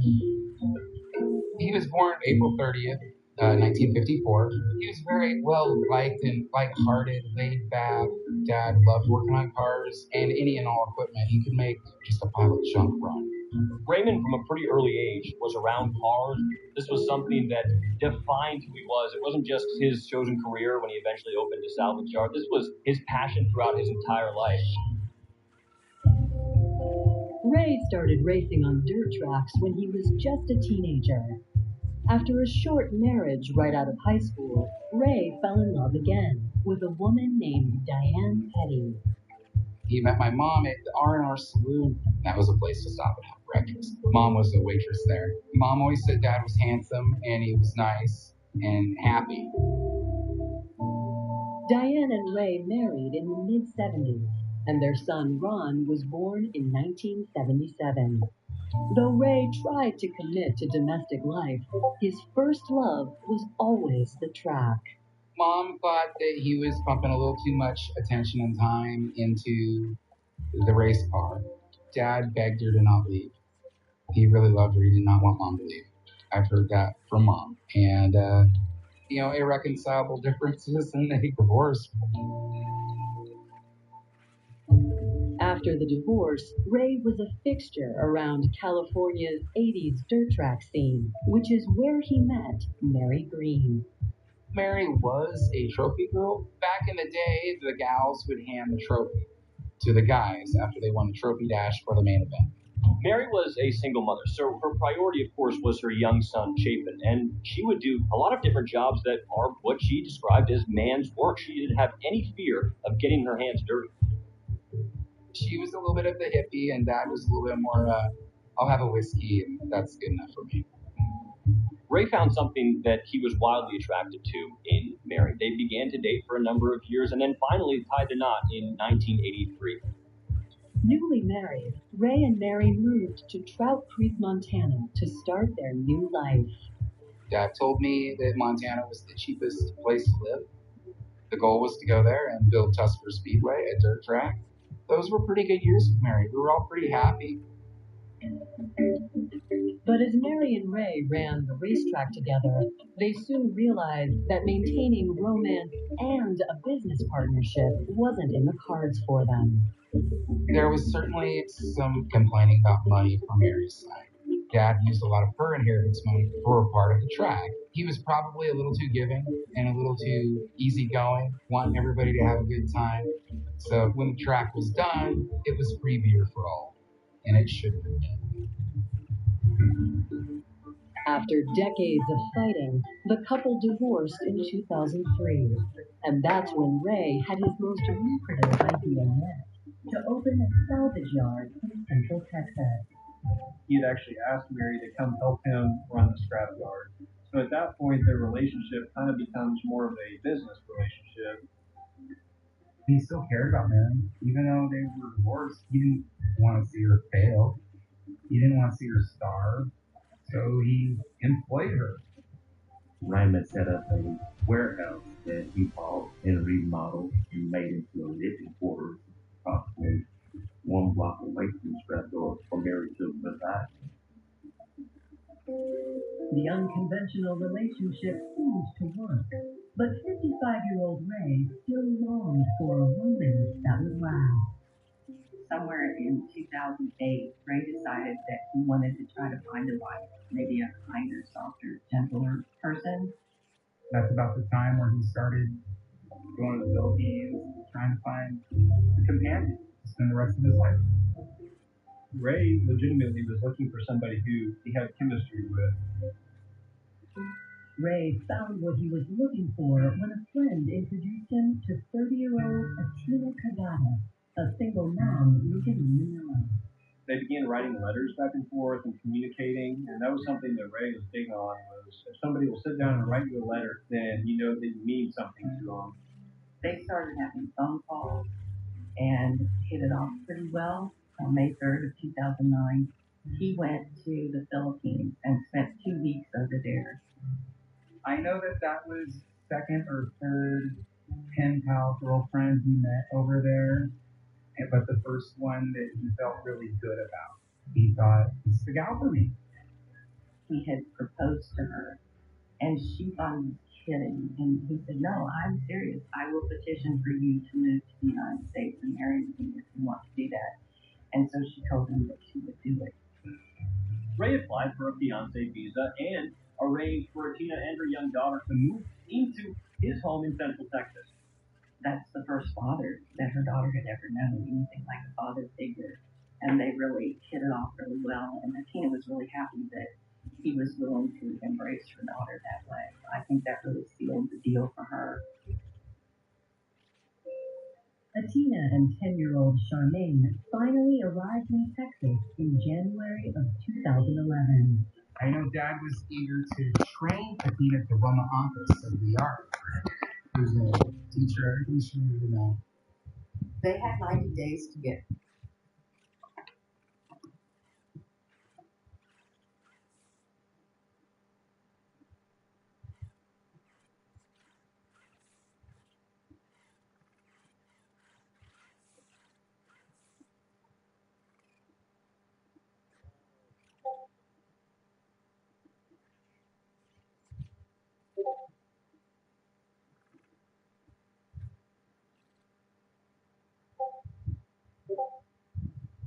Hello.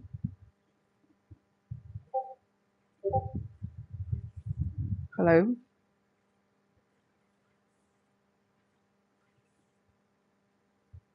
Must be gone.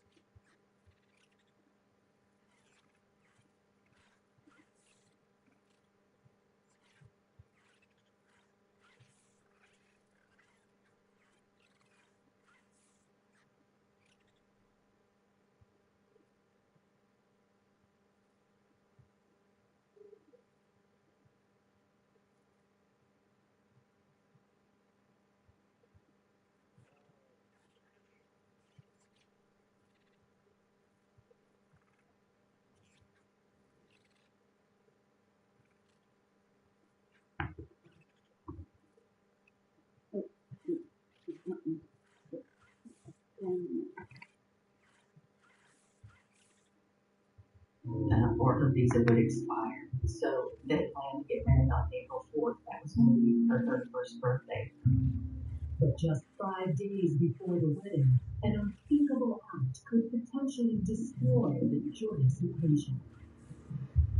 On March 31st, 2011, local law enforcement is at Ray's scrapyard where he was shot by an unidentified assailant. Mr. Jacoby had already been transported to the local hospital. The patrol officers were still treating the scene as if there was still an active shooter present.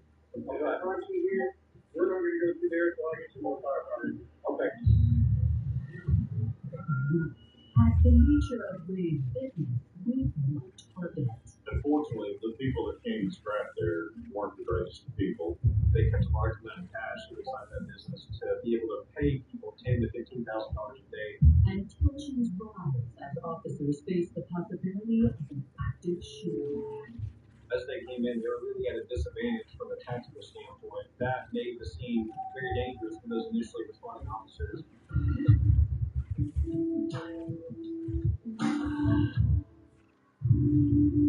Law enforcement officers in Mahia, Texas, have surrounded a local scrapyard where its owner, Ray Jacoby, was found shot near the front gate.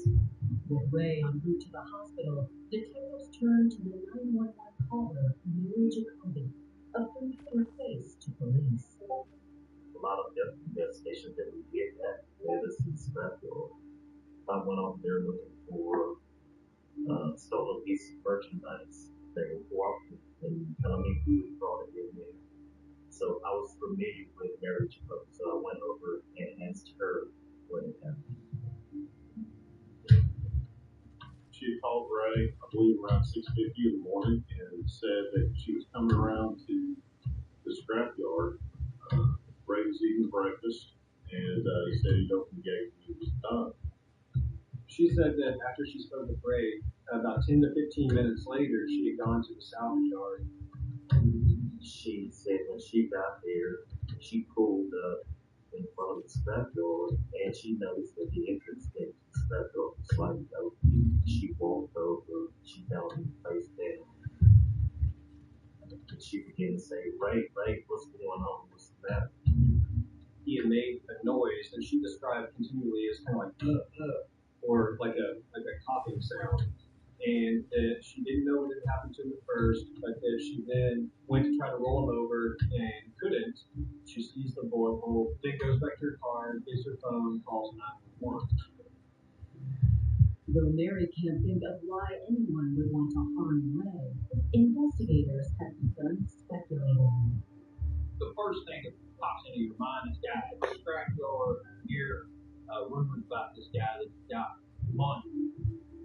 The salvage yard being a cash business, obviously they kept a large amount of cash inside that business to be able to pay people $10,000 to $15,000 a day to pay out. Unfortunately, some of the people that came to scrap there weren't the greatest people. Knowing that there was a large amount of money at that location from time to time, it was a concern that it could have been a robbery. But before investigators can confirm, they need to clear the scene. An active shooter or shooters could be hiding anywhere. And Mary says Ray's fiancée, Tina, and her young daughter are somewhere on the property as well. They were trying to secure the scene as best they could. That was challenging. As they came in, they were really at a disadvantage from a tactical standpoint. Lying on that street was just a whole bunch of junk, for lack of a better term, that, quite frankly, made the scene very dangerous for those initially responding officers. They certainly had their work cut out for them, clearing the inside of the salvage yard and securing the scene. They set up a perimeter. They kind of went through looking for people. When they were doing it, they found a lady by the name of Caleb Wynn. The 21-year-old identifies herself as the girlfriend of Mary's son, Chapin. Chapin is in the Texas Department of Criminal Justice, serving some time. Mary and Raymond let Caleb stay on the property. Kayla was living in a travel trailer on the property. She said that she was asleep. I guess she just slept hard enough that she didn't hear the gunshot. Kayla is placed in a patrol car. while police continue clearing the scene. Inside the building that houses both Ray's office and residence, they find a woman doing housework. She had a ring in her hand, and when they came in and they saw her, they were hollering to put her hand up. The woman identifies herself as Ray's fiancée, Tina, and when she doesn't comply with the commands of law enforcement, tension only grows. They put her at gunpoint, and she just looked extremely confused and frightened. Investigators soon realize that Tina's lack of cooperation is due to a language barrier. She understood some very basic words, but not concepts at all. They wanted to know if anybody else was in there. And since she wasn't responding, they handcuffed her. They took her upstairs to wake up her daughter. And then they took the cuffs off and took them outside where the police were, where Mary was, out where Ray's body had been. With all the scrapyard's residents now in custody, police search for anyone who's not supposed to be there. But whoever fired at Ray Jacoby seems to have vanished, leaving little in the way of evidence behind. They did locate, I believe it was 2 bullet holes in the fence that they believe could have been in the same trajectory of where Ray's body would have been standing when he was shot. And inside one of those holes, they were able to locate a projectile. A thorough search of the main building only adds to the mystery. The office was open and there was just cash in the drawers of the office that they used to pay people when they brought in their scrap. There were guns that weren't taken that were sitting there that would have maybe had some value. It just didn't look like a robbery. Obviously, the police confiscated every gun that they could find. All of the guns that they did locate were inside either the office or the living quarters. Those guns and those weapons belonged to Ray Jacoby. As investigators continue processing the scene, there's bad news in the hospital. They pronounced him dead at the hospital, but, he was probably dead before the death scene. Police deliver the news to Ray's loved ones. The chief of police walked over to the truck where Mary was standing, and he said, well, Mary, Lana didn't make it. Mary looked at it, and she just kind of filled with crying. Mary started crying and hyperventilating and got very emotional. We called the EMS in. They came in to check Mary out. They cleared her. Atina, on the other hand, did not have much of a reaction. She just looked at the ground and just could not figure out what had happened. Investigators hope more focused interviews in a new environment with the 3 women who live at the scrapyard will yield some leads. I transported Atina and her daughter and Taylor to the Bahia Police Department to interview them. Mary drove in her own vehicle, and it was there that other investigators, Hunley and the Ranger, interviewed her. We know that he was alive at 6:55 when he was talking to Mary on the phone. We know at 7:06 he's been shot because of the 911 call. So we had to figure out what happened in that 11 minutes. The natural inclination when you have a murder is to get whoever did it locked up as fast as possible. Coming up, a potential suspect comes into focus. We noticed that his number had been calling her just about every day. He probably had some knowledge of a plan to kill Rick. Could you tell us?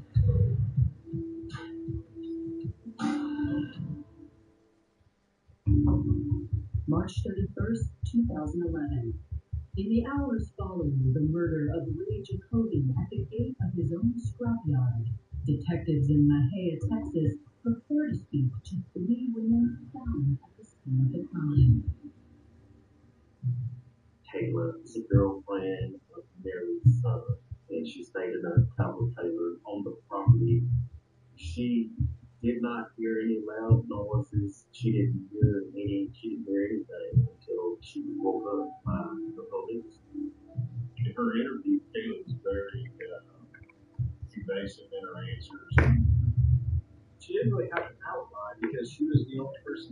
outside of the trailer that she was asleep. And so the answers to her question typically were, I don't know, I don't have the information. Her interview wasn't that long. She didn't respond well to police. Investigators turn their focus to Ray's fiancée, Tina, and find a way to break through the language barrier. I remember her telling me, I can understand you if you speak slowly. Tina confirms what Mary told police on the scene about talking to Ray on the phone. Do you remember what Raymond said to Mary on the telephone this morning? I just heard, okay, we just waiting there and just to do this my breakfast. That's good. She said he sounded like he was, kind of agitated by it because she was buzzing in this early in the morning. After I get my class, I really want to go for this. When she was doing that, she went into the restroom. She looked out the window and she saw Mary sitting in the truck. I said to Raymond, Ray, Mary is outside. Because, okay, I was looking at my breakfast. So you told him that she Yeah. was outside. Did you see her in the truck or did you just see the truck? I see the truck and I see Mary inside. You saw Mary inside the truck. She saw Ray walk out to the gate. When she saw Ray start to go to the gate, she went back to sleep and went back towards the back of the house. And she said she heard a buzz. Well, like, okay, what do you mean by boom? She said, there's a lot of noises and heavy equipment moving around. I didn't think anything then. I just ignore also because every morning it's like that is not used for this party. Then after this for past 5 minutes, I'm so shocked because after this one, I'm inside now. Tina's cooperative, she was forthcoming, she was able to communicate to the best of her ability. Though Tina's presence at the scrapyard during the time frame of Ray's murder made her an initial suspect, after speaking with her, investigators can't rationalize a motive. Tina, everything makes sense. It's like, why would she kill this man and face deportation back to the Philippines? That's the last thing that people want to see happen. Have all your dreams shattered a week before you were to get married. With Tina becoming the less likely suspect, investigators asked her if she noticed any conflict between Ray and his ex-wife, Mary Jacoby. You think Mary was mad at Ray? Was she mad at him? Did they argue? I don't think so. Because Mary and he was both to each other. Do you think that Mary shot Raymond this morning? I don't think so. With the information from Tina in hand, investigators had their first real chance to question Mary. Says that she saw you first, and then she heard the gunshot second. And that's true? There ain't no way. She's mistaken. There ain't no way. Because if that would have been the case, I would have seen somebody. When I called Rick, I was still in my house. Told him I'd be around and look at it. He said that he was still eating breakfast. I waited, and then I went around. The gate was open a little bit, and when I got up there, he was on the ground. Investigators pressed harder, even questioning whether Mary was upset about Ray and Tina's upcoming wedding. I don't know what this person's life is like. I don't know that one, could you be jealous of her? Mary insists she's happy about Tina marrying Ray. She was gonna clean my house and help take care of me after I retire. Why would I call that's a haste in the hole? I'm doing good. They're exactly how I've always known her. Just kind of calm, wasn't anything out of the normal. Mary also seems to be incredibly cooperative. Mary lets them see her phone. So now Chip is going through her phone, looking at her call log. Here you go. On March 31st today, I'm going to start with every call. The first call it shows was to Ray. What time? 6:54 a.m. I sent that 10 because as investigators scroll through her call history from the morning of Ray's murder, one contact stands out. Who called you? Call received calls. The first call of the day, Dennis called at 6:01 a.m. There's 35 piece of property. Said he was coming down, St. Benji had him what? Leaving Dallas. He lives in Dallas, and why was he calling so early in the morning? Because he knows they get up early and he work on the boat. Because you could have a phone call while you're working, right? And stop. But yeah, but that's just Dennis. Though the mysterious Dennis is a red flag, Mary seems to have an answer for everything, and investigators run out of questions. We decided to do a gunshot residue on all three of them. I did two of them on Taylor and a King. The other investigator did gunshot residue kill on Mary. Ray, what we got to do is just go in there and sing this, swap your hands real quick for PSR. Wipe your hands. Shut off. Unfortunately, the results could take months to complete. Until then, the women are all free to go. Once we wrapped up all the interviews, they left again. With the women gone, investigators dig deeper into Mary's cell phone records and make a suspicious discovery. We noticed this number had been calling her just about every day, 32, 34 times. We're like, that's odd. It came back to Dennis killing. The same man who called Mary about an hour before the murder. Dennis was a former employee of the scrapyard as well. And a couple of years prior to the murder, he and Ray actually got to a fist fight. In her interview, Mary had claimed that Dennis was calling from Dallas that morning, nearly 90 miles away. When we tracked his GPS location, we actually found him in Mahalia going out of the murder. Then he was going back to East Texas where he lived. You have to wonder why he was there. His cell phone pinged there, and then soon after the crime, he is immediately hours away. Investigators need to talk to Dennis Killing straight away. Unfortunately, it was tough to track Mr. Kelly down. I would like to be able to find out the truth. Is it possible that Dennis was involved in the murder? Coming up, had a hitman cashed in a bounty on Gabe's head. We just tensed up. And he was like, you know what? We need to end this interview. Just shut down.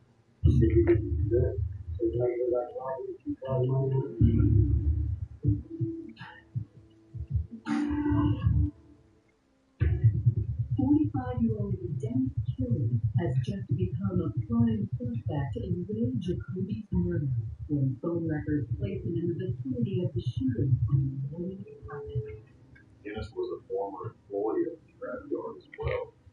And a couple years prior to the murder, he and Ray actually got to a fist fight at the scrapyard. The dozens of phone calls between him and Mary only add to the suspicion of his possible involvement. He was in question as well, and unfortunately, it was tough to track Mr. Kelly down. While officers attempt to track down Dennis, detectives are desperate for more details on Ray's scrapyard business. They speak to some of Ray's employees, who paint a much different picture of Mary and Ray's relationship than Mary had led police to believe. She said her and Ray got along, even though they were divorced, but she minimized her dislike for Ray, according to other people that were always around. In one particular incident, an employee described intervening in a fight that was escalating between Ray and Mary turning to that employee and saying, "I wish Ray was dead." Another employee described driving Ray to the airport about 10 days before the murder. When he came back from the airport, he went in the office and he heard Mary say if that plane would crash, it would take care of the problem. On April 15, 2011, 2 weeks after Ray's murder, a friend of Ray and Mary's comes forward to get something off his chest. We had been looking for Dennis Killer, and we hadn't been getting any ladies. We're sitting at the office one day and walked Robin Daddy, and his wife Kim did. Robin sat down at the desk and took a long sigh. What do we do for you, man? Oh, you're gonna have to go Mary off your back. Turn out now, get ready. He said, Mary wants to give me $30,000 to kill Ray. We're like, do what? I believe it was in October 2009 when Ray had gone to see Bettina the second time. Kim and Robin Dabney were having dinner with Mary in the fifth wheel in the scrapyard. And at the end of dinner, she asked Robin if he would kill Ray for her. She said, you did good. So the next like Robin, keep Robin on.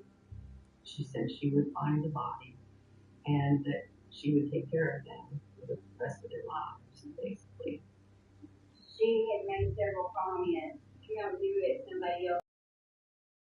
He said that Mary actually took $15,000 and put it on the table and said, I'll give you half now and half when it's over. And Robin declined. He said, I'm not getting involved in that. And Kim backed the story up. Ultimately, the DA asked us to have both polygraphed. And they both said they would. They both passed with flying colors. We knew that Mary wanted to break off at that point. Robin's statement is a huge piece of the puzzle for detectives, but it's not enough for an arrest.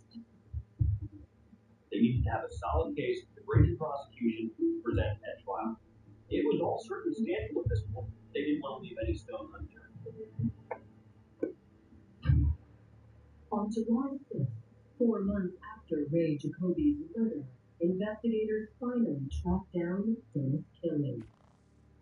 We got to working with the authorities up in Henderson County, and then we later learned that he was recently arrested on an unrelated charge and was currently in jail. Ranger Cantu and I went over to interview him.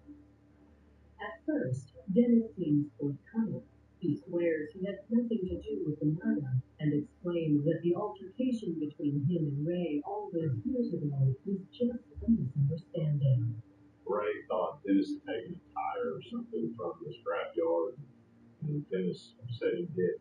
One or both of them were charged in that just kind of disorderly conduct type deal. When we began to question him about past history with law enforcement, I guess he just tensed up. He was like, you know what, we need to end this interview.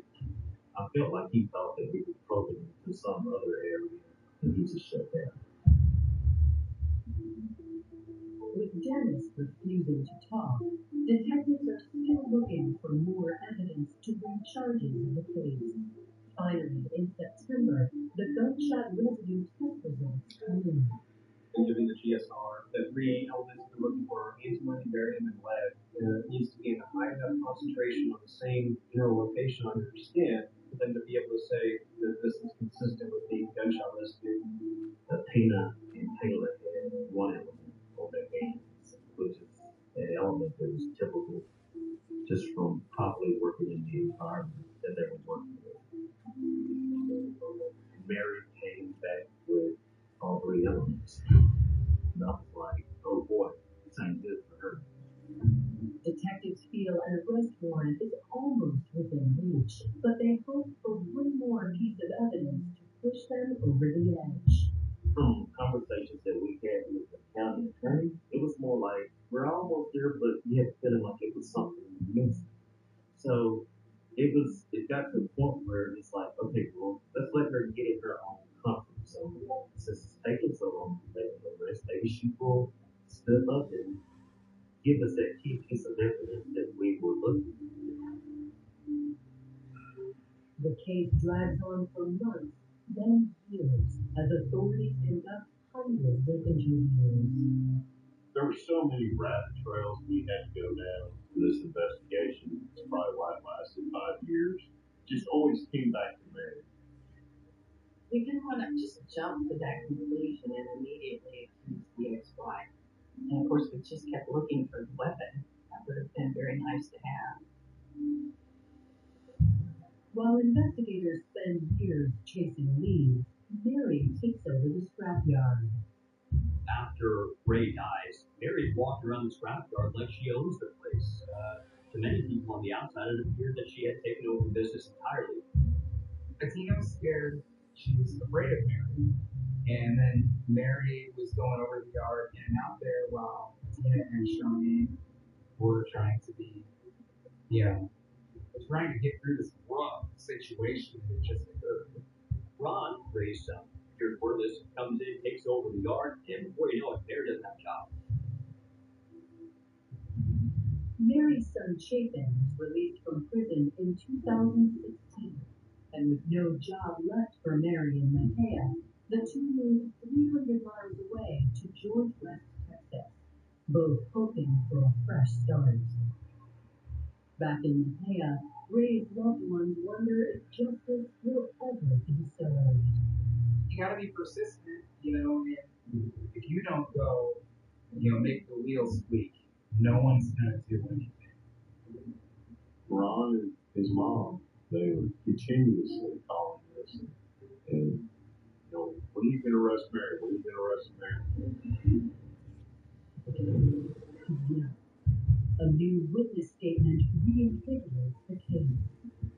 We didn't have to prove she's the one that pulled the trigger. She's just the one that got him to the dance.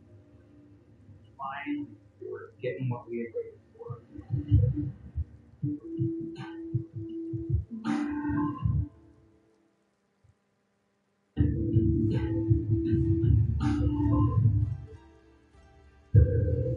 5 years after Ray Jacoby's murder, all suspects other than his ex-wife Mary have been eliminated.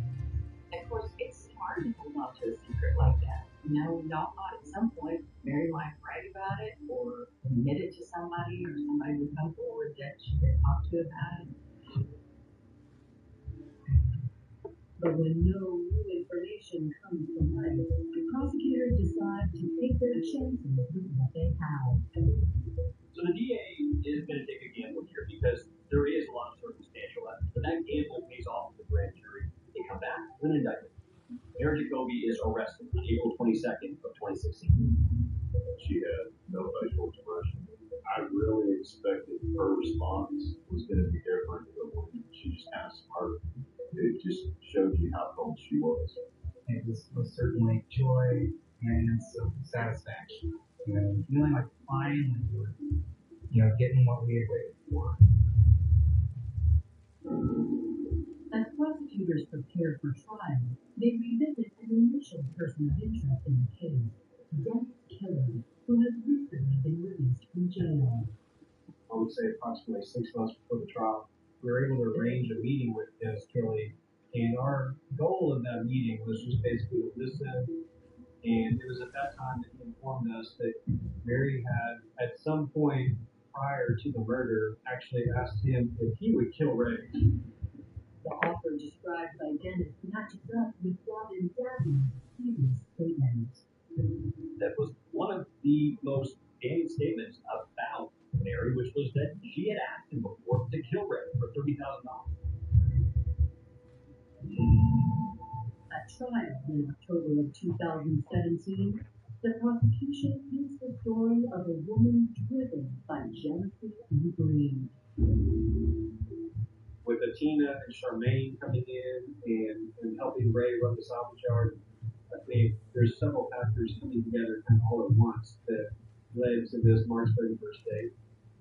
Mary wanted life to continue to be business as usual once Raymond was out of the picture. Sadie would come home from incorporation. He would run the yard and she would continue to run the office there for the recycling center. When Tina come to live with Ray in March in 2011, she's really starting to see the writing on the wall as to kind of what's happening. Now she's being pushed out of the picture, or so she thinks. Her life was going to change, I report, and that was a big threat to what her plans were. I think she shopped around with Kelly and Rob and Dabney to find somebody to do her dirty work, and she never could find somebody to do it, so she ultimately did it herself. I think she had a bit of a broken heart, and that's part of the reason why I think she did it, is she shot him in the chest, and I think she was trying to hurt his heart.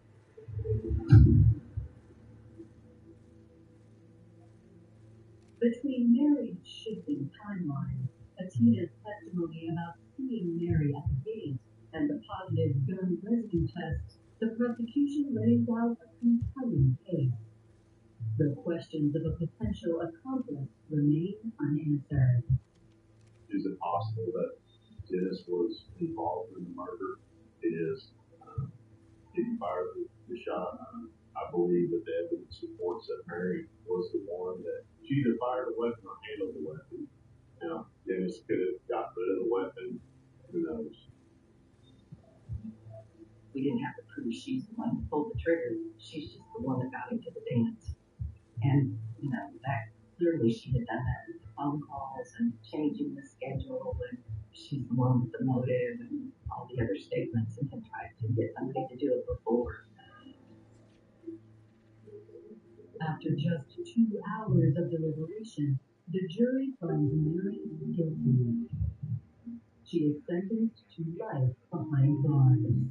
I don't know how someone in her shoes can't stop and think about the children. Who's thinking about my son, my daughter that will never meet their grandfather? It was hard to understand how a 56-year-old woman who had benefited so much from this man's generosity and giving her a job even after they were divorced, it was hard to get our head wrapped around the fact that she was mean enough to kill him. I have a small town, and everybody knows everybody. So when this case came up, it makes you wonder, do you really know everybody? It breaks my heart. Because I know how much you gave. You could always count on him. He'd always be here to help you. Or this is a hard worker and a man that would always love and give as best he could. Mary Jacoby is serving a life sentence at a women's prison in Central Texas. Katina is now married with a second child. Dennis Kelly was never charged in connection to race. A father's life is cut short on a desolate highway. You've got a dark horse running at you. You're not going to see anything until it is right in front of you. He was killed instantly. What seemed like just a tragic accident would open the door for jealousy, greed, and a twisted attempt at murder. I think if I don't do it, she wants me to do it. It's human nature to say, wait a minute, this person has a criminal record. Is he really trustworthy? But you want him to find a body, you just She wants this done, and she wants it done now. To avoid further bloodshed, detectives must fight a potent thirst for vengeance. I've always hated her, he hated her, we've always hated her. The motive was, this woman is about to take everything from me, wants to take everything from me, and I'm going to kill her. Well, I don't think that you can hire someone to commit murder in a small town and not become notorious for it.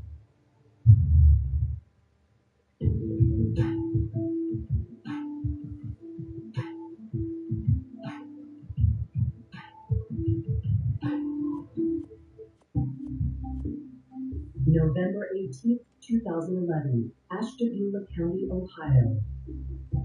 It's just after 10 p.m., and 45-year-old Daniel Posey Brown is traveling down remote State Route 193 in northern Ohio. Route 193 runs pretty much the full length of the county, which means it runs about 35 miles or so. It's a 2-lane road. On either side, you have pastures and cornfields, barns with silos and farmhouses, in the occasional convenience store. It's not unusual to be the only car on the road. Daniel Brown is driving home. He's on his way home from work for rural Asheville County. In the seat beside Daniel is a present for his 7-year-old son, D'Artagnan. His son had just gotten an A on a spelling test, and he was excited to go home and give D'Artagnan this gift. As Daniel continues his drive, his wife Angel calls him. They speak briefly before she hands the phone off to their young son. Moments later, the quiet, dark highway erupts in chaos. Out of nowhere, a chestnut-colored horse runs out into the middle of the road. Daniel's car hits the horse, and the horse killed instantly.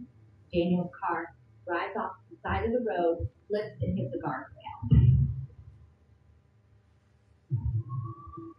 Within minutes, Ohio State troopers are notified of the accident and race to the scene, hoping to save Daniel Brown.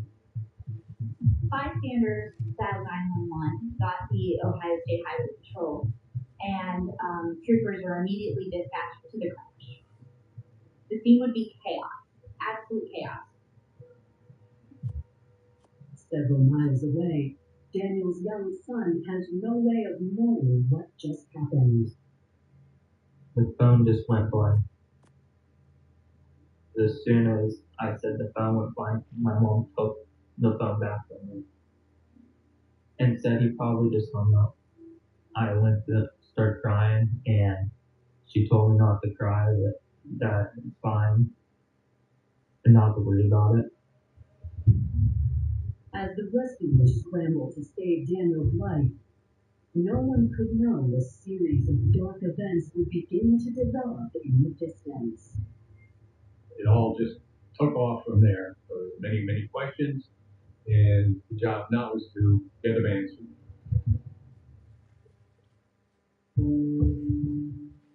Born in 1965, Daniel Posey grew up in northern Ohio. We just really always had a very close relationship. Danny could always talk to me, and he always did. Dan and his mom, Colleen, were always close. He was a mama's boy for sure. He loved the dirt bikes and motorcycles. He played drums through school. He was a character. He just had a charisma about him. You know, he just had this way. For 17-year-old Lisa Guthrie, 21-year-old Daniel seemed like the total package, and they began dating. 2 years later, Daniel learned Lisa was pregnant with their first son. They ended up getting married, and then he got a job work for his dad at Madison Muffler. His dad was an excellent mechanic, and he picked that up from his dad. Then later on, in roughly 1994, him and I started up our own business, which was a tanning salon, and we started that from scratch and built that into a nice business. In the years that followed, the couple welcomed 2 more children into the world. I have 3 children, 2 boys and a girl, and they're the love of my life. Dan was an amazing father.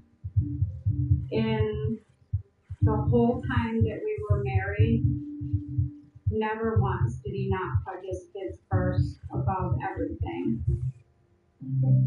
Juggling a full-time job as a mechanic and running the tanning salon, their growing family proved to be too stressful for the couple. By 1996, after a decade together, Daniel and Lisa had drifted apart. I told him that I wanted a divorce. That time in my life was somewhat of a blur because of the stress that I was under. Later that year, at a venue called the Queen of Hearts, Daniel found a new queen of his own, bathed in neon. Angel Brown was a dancer at a local club, and she and Daniel met while she was performing. She was 19 years old at the time, and it was at that point that she met Daniel, who was 12 years her senior. She's got a good personality. She's real bubbly and outgoing.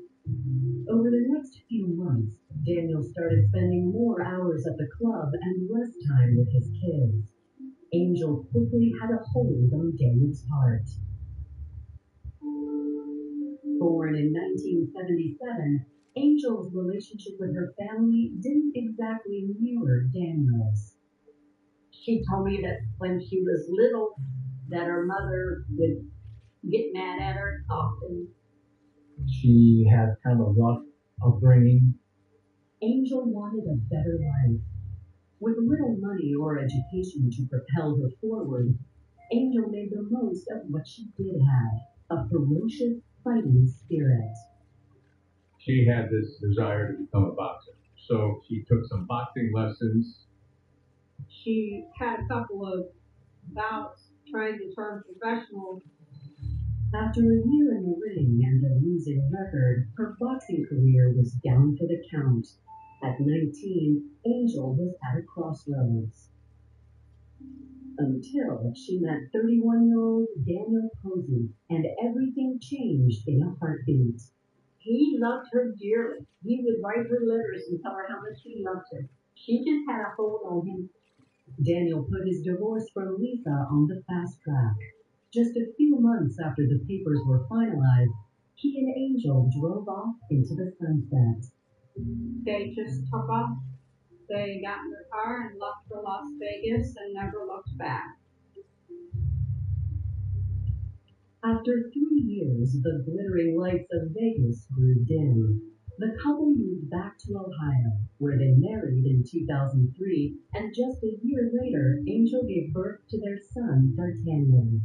Dan and Angel, when Dar was born, were wonderful parents. Their goal was just to love him, take care of him, and be excellent parents. With their family complete, Angel asked Daniel for a unique show of his devotion. Angel wanted Dan to change his last name to her last name. That's what Dan had did. With her days in the ring and nights at the club behind her, Angel worked to reinvent her image. Angel was very much into caring and taking care of her son D'Artagnan. She enjoyed being a mother. She belonged to the PTA and did things like that for her son. She was a stay-at-home mom. Angel and Dan seemed to be very happy, planning their life and their future. I knew my dad as a guy that would do anything he could for his family. And anytime he could get, he would like spend it with me. I know he was trying to give me the best life he could. But on the night of November 18th, 2011, 7-year-old D'Artagnan's last memory of his father is a phone call that falls silent. Daniel's driving home when a horse runs out into the middle of the road, and he hits it dead on. When highway patrolmen peer into the wreckage of the vehicle, it's obvious there's nothing they can do. He was killed instantly.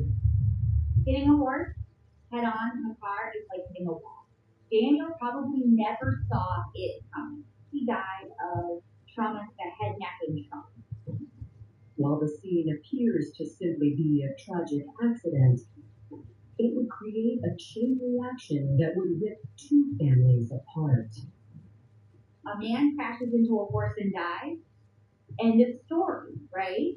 You look at all of this, it's all about Daniel, but it's never really about Daniel. Really all about Angel Weston.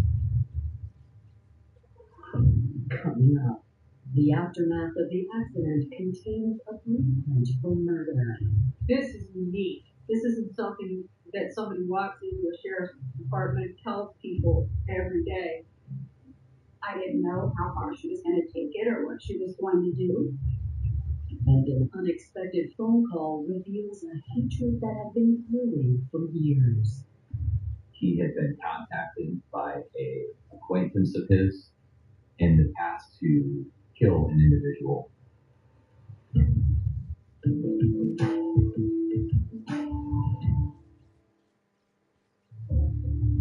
November 18, 2011, after colliding with a horse in the middle of a dark highway, 45-year-old Daniel Brown is pronounced dead on the scene. They try to help Daniel, but there's nothing that can be done. They start recovering, the body trying to help and getting people off the roadways. Police get word that the horse belongs to a member of an Amish community just up the road. A Amish party is happening at Dorset Community Center. And the horses are generally tied up outside the community center as the party is happening inside. A horse, a chestnut-colored horse, breaks loose.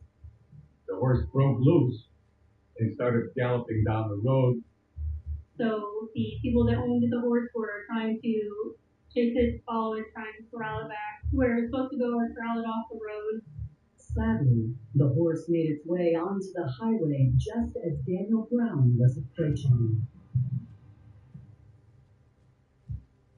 This all probably happened within 30 to 60 seconds. He's probably going 65 miles an hour down 193. It's pitch black. You've got a dark horse running at you. I mean, you're not going to see anything until it is right in front of you. It was a complete freak accident.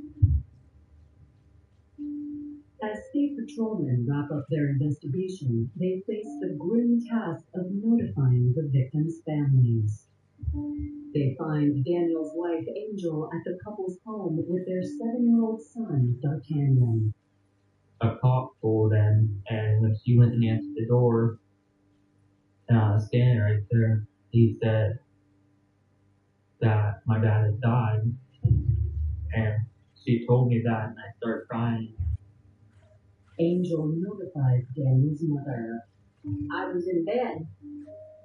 It was 11 o'clock at night. I had work next morning, and she called, and Angel said, Dan's dead. And I said, what? I was shaking. And I was crying. It just hurt. I just loved Danny dearly. I had a special love for him. In the days that followed, news of the horrific crash grips Ashtabula County. Reporter Margie Metzel interviews Angel for a story in the Ashtabula Star-Beacon. Angel talks about her grief. She talks about losing her husband. She talks about their relationship and how devoted they are to each other, how devoted Daniel is to D'Artagnan. Weeks pass, and eventually the headlines fade as Angel and D'Artagnan try to move on. Tried talking to her to see if Angel needed anything. She said she was fine. She was just trying to piece things together and figure out things on her own. What's really interesting about this story, we thought it was over. That should be the end of the story. But the Angel Brown story never seems to end. On January 11, 2012, 2 months after Daniel Brown's death, a man arrives at the Ashtabula County Sheriff's Office claiming to have information about a potential murder for hire. An individual named James Holland came into the Ashtabula County Sheriff's Office and asked to speak with investigators about a situation that he had become involved. Detectives know James all too well. Mr. Holly also goes by the name Hawk. That was his name when he was a boxer. He was a professional boxer for a period of time. Had several pro fights, and then after he stopped fighting, he ran a gym, a boxing gym in Ashtabula, where he taught boxing to people for a period of time. For local law enforcement, James Hawk Holly had a reputation and a rap sheet. Mr. Holly has a conviction for arson. Several years prior to this, he was convicted for setting a fireworks factory on fire. James Holly did go to prison for about 15 years. When Mr. Holly pled guilty to this charge of arson for setting his fireworks factory on fire, he was not cooperative. authorities, he would not detail why he set this building on fire or at whose request he set this building on fire. While detectives are well aware of James' nefarious past, he tells detectives he has information he wants to share about a different crime. Mr. Holly said that he had been contacted by a acquaintance of his that he had a relationship with a long time ago in his life, and that acquaintance of his had asked him to kill an individual.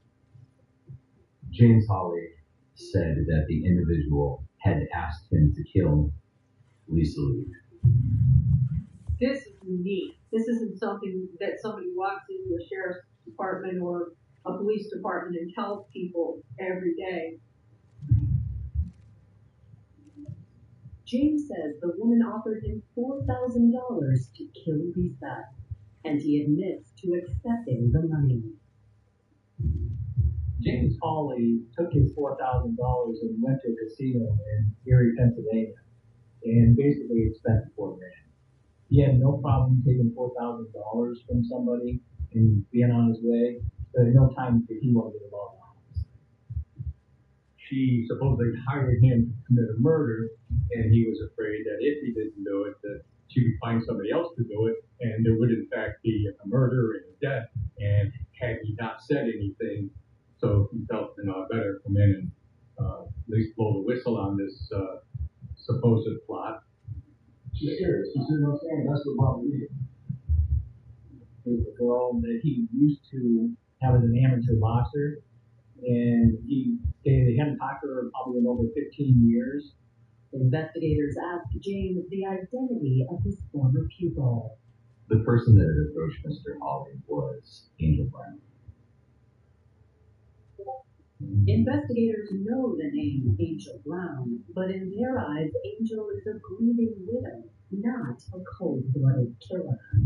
Is this new information somehow connected to Daniel Brown's tragic death?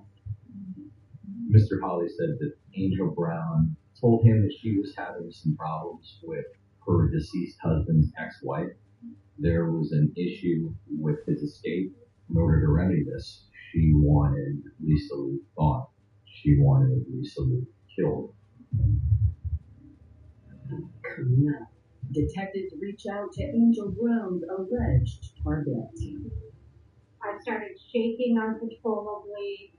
I was just in serious shock. And authorities launch a covert operation to uncover the strange truth.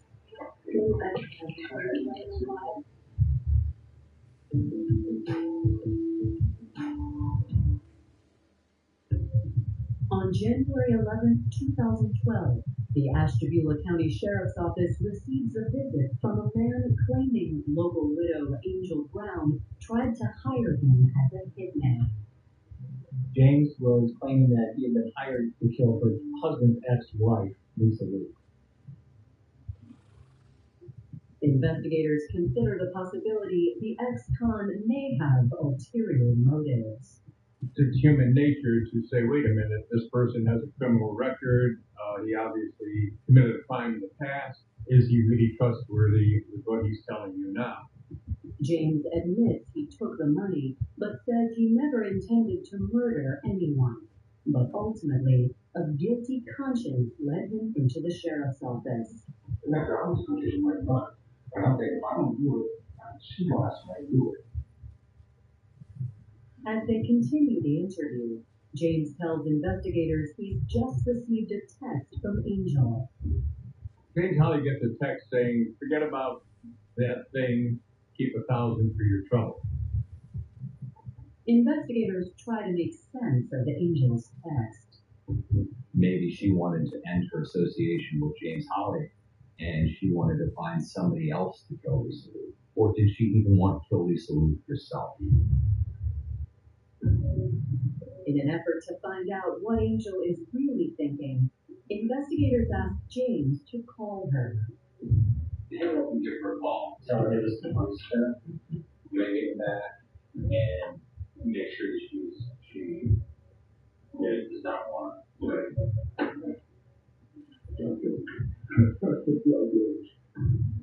A conversation is arranged between James, Holly, and Angel Brown, where James says, I already spent the money. You're not going to get the money back.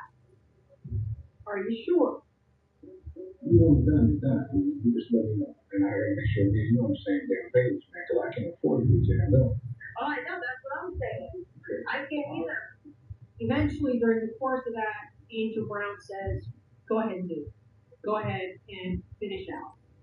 All right. I'll let you know as soon as it's done, okay? All right, everybody. After this first phone call ends, we know that Angel Brown actually wants Lisa Luke dead. While the question of why Angel wants Lisa dead remains elusive, detectives' more pressing concern is capturing Angel on camera. If it was possible to get Angel Brown on video agreeing that James Holly should go forth with the murder and indicating that she in fact had paid him some money, this would be sort of the icing on the cake with regard to the evidence. Picture's worth 1,000 words. Get you wired up and be thinking in your head about how you can have another conversation with her as far as how this would go to talk to her, record a conversation with her, like a face-to-face conversation.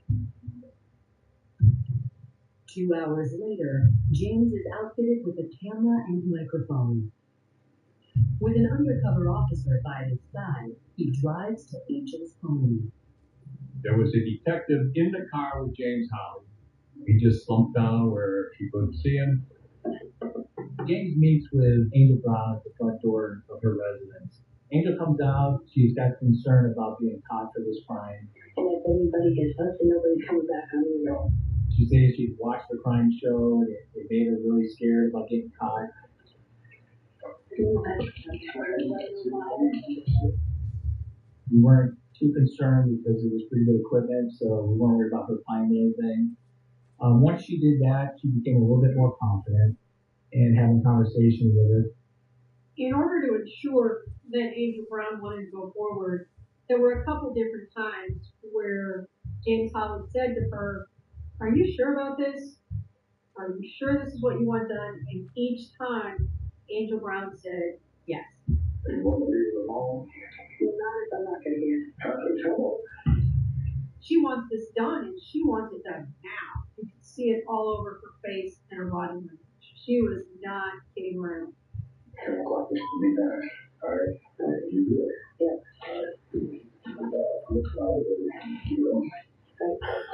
With that, James gets back in the car and leaves. Investigators are certain that Angel is determined to see Lisa Luke dead. But why she wants her husband's ex-wife murdered remains a complete mystery. I wanted to have a meeting with Lisa Luke. We had to let Lisa know that she was in fact a target of a homicide. Detectives bring Lisa in for an interview, where they fill her in on Angel's plot. I started shaking uncontrollably. I was just in serious shock. And I'm just trying to get myself, under control and calm down. Lisa explains that during her 8-year marriage to Daniel, he was devoted to their family, until Angel drove a wedge between them while their child was fighting a life-threatening illness. Then we found out that my son had leukemia, and that's when everything changed in our relationship. That was, to me, the start of it.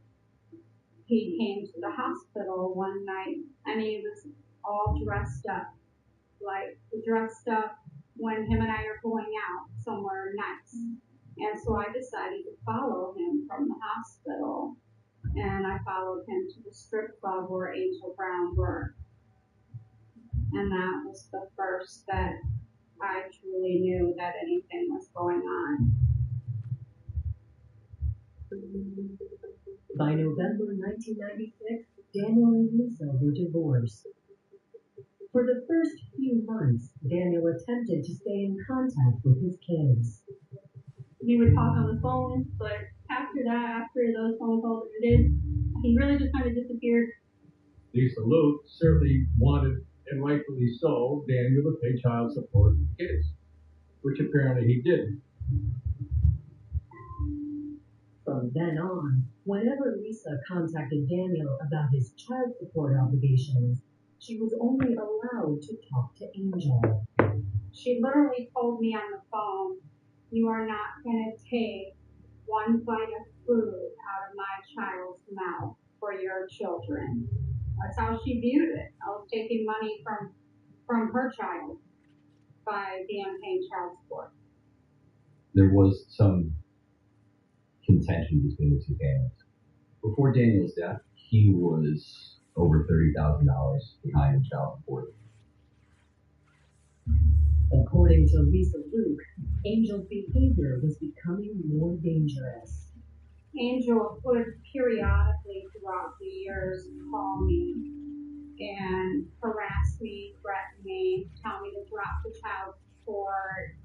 That's what led to me deciding to drop everything that had to do with child support because I felt that she was becoming more of a danger. I didn't know how far she was going to take it or what she was going to do. When Daniel died, Lisa learned that her kids, now in their late teens and early 20s, might have a chance to recoup some of the money that was owed to them. Dan had a life insurance policy through his work for $15,000 that was given to Angel after his death. And then she had taken out a life insurance policy of her own for $240,000.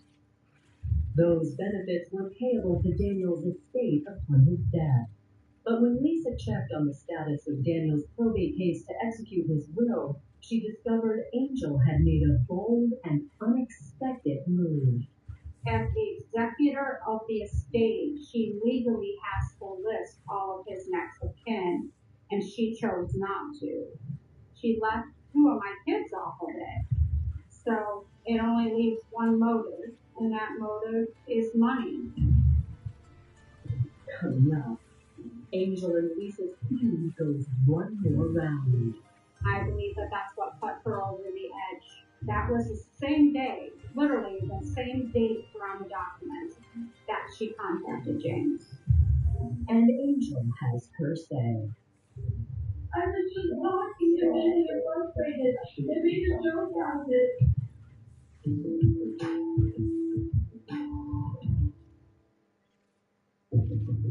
On January 11, 2012, Ashtabula Sheriff's Department's investigators capture 34-year-old widow Angel Brown appearing to sign off on the murder of her deceased husband's ex-wife. You want to leave it alone? Not if I'm not going to get in trouble. According to Angel's intended victim, Lisa Luke, Angel was trying to prevent 2 of Lisa's children from inheriting their share of Daniel's estate. That's when I hired my attorney, took in birth certificates, everything that was required. He then contacted her attorney and said, "You gotta change the estate. These kids gotta be on there." Lisa's attorney also discovered that Daniel's life insurance wasn't the only money her kids were missing out on. After Daniel's death, there was a wrongful death civil lawsuit filed against the owner of the horse that had caused the crash. There was a settlement in that lawsuit for which Daniel's estate received around $200,000. According to Lisa, on January 9th, her attorney contacted Angel and told her that she was going to have to share both the insurance and the settlement money. I believe that that's what put her over the edge. That was the same day, literally the same dates around the documents, that she contacted James. Investigators believe they have just zeroed in on Angel's motive. Maybe she felt that if she killed Lisa, that there would be nobody there to further the fight for the children to get in part of the settlement. Greediness. She hated me and my kids enough that she didn't want us to have one dime. Detectives have enough to place Angel under arrest. But before they do, they make one final move to tighten up their case. We want to make one more phone call and have James Hawley tell Angel Brown, hey, Lisa Luke's dead. And we want to see what kind of responses she has and basically what she wants done at that point. So James Hawley makes the phone call. Hello? Hey, she dead. The person you want to find about you is going to disappear. Yeah, probably. Like I said, I just don't want nothing to come back on me. Mere hours after James Hawley first showed up at the sheriff's office, investigators head to Angel's home armed with an arrest warrant. Me and my mom were sitting in the living room. We called pulled in, knocked on the door and said Angel Brown under arrest. When we placed Angel Brown in the handcuffs, she was surprised, to say the least. She started crying uncontrollably, and at one point in time, she started screaming. She was going to take everything from me. She was going to take everything from me. I don't know if she's going to be able to hear me. Investigators transport Angel to the Ashtabula Sheriff's Hold on, I Department. don't know if you're going to be able to hear When me. Angel Brown was being booked, Can you hear me? Yeah. Okay. So, yesterday, I told you that I wanted to take him on, right? Mm. But I didn't get that on it. You're out, I want we're going to go up there. I'm not in town right now because she was with her friend and they were in Hornell. And Danny was like, okay, what time are you going to be back? And she was like, I should be back by 6. And he was like, all right, that works, Right. just make sure you're back by then. Right. Well, then it was 7. And it's not really her fault. She's 11. She can't drive, and the person that was supposed to bring her back was just, not giving a shit, basically. Right. Well, so it's like 7:45 at this point, and I said something to Danny because we wanted to go out to Chinese. They closed at 9:30. Yeah. Mexican closed at 8 or at 9, and I'm like, well, why don't we just go down to Tops? We'll get stuff for dinner, and I'll make it on the grill. Right. And so we go down, we grab everything we need, we grab the kids, we all come back. It was me, Stanley, Caden, Ainsley, Colton, Mom, Danny, and me. And then Justin ended up coming on forward, cooking dinner and everything else. And everything's going good. We finish up dinner and we're just sitting there. We did s'mores and watching the fire. And Cleo was out with us. Mm-hmm. Well, I had the mudroom door open and I had the mudroom door going into the house open. Mm-hmm. So because we were bringing this stuff in and out and everything. Right. Well, the boys were in my room playing on the PS5 because Colton brought his system up. Oh, okay. And they're in there playing the PS5. Lucy's in the bedroom with them. Well, Ainsley went in the bedroom, right, to go see what the boys were playing. Mm-hmm. And when she opened the door, Lucy came barreling past her and ran right outside. Oh, no. And Ainsley runs after Lucy and was like, Lucy, and all of us, I had my back turned, none of us were really paying attention, and then I heard, Lucy, Cleo, and I look, and they're, sniffing each other, right? And then within 3 seconds, they're fighting. They start tearing each other the fuck apart. They were fighting, we were trying to get them, I'm screaming at everybody to get the fuck away from these dogs, leave them alone, let them fight it out, I guess, because I don't want anybody getting hurt, Well, so everybody kind of backs up, and they're fighting around the fire, and they start heading into the woods, and Danny's screaming for them, and then Dustin and Caden start screaming for Danny, and then Danny walks in the woods, and I'm screaming for Danny to get out of the fucking woods. And at that point I realized, if something doesn't get done, one of these dogs are going to fucking die. So Danny's still in the woods. He Hello? poured water on him. Hello? Yeah, you dipped out for a minute. Oh, he was hitting him with a stick and poured water on him like nothing would break these two up. And they're in the middle of the woods at this point. It's dark as fuck. Danny can't see shit. And he's trying to break up these two dogs. So Caden and Dustin go into the woods with a flashlight to help Danny. And I hear all three of them in the woods screaming at the dogs to stop. And, you know, fucking, we're all screaming at the boys to get the fuck out of the woods, just let it happen, you know. Finally, after about a fucking 45 minutes, Shayna, Danny's like, we got them apart.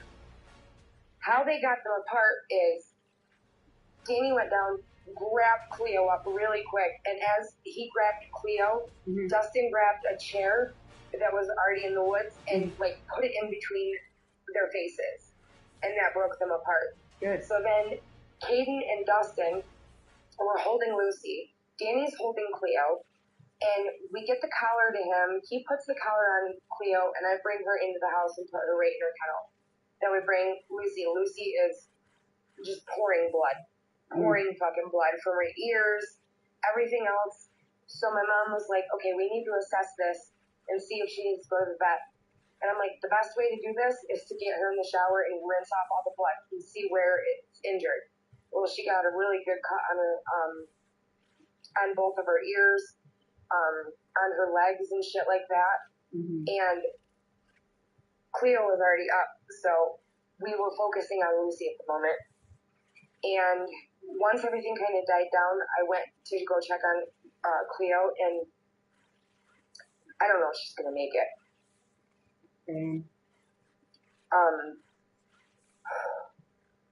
Both of her eyes are bloodshot.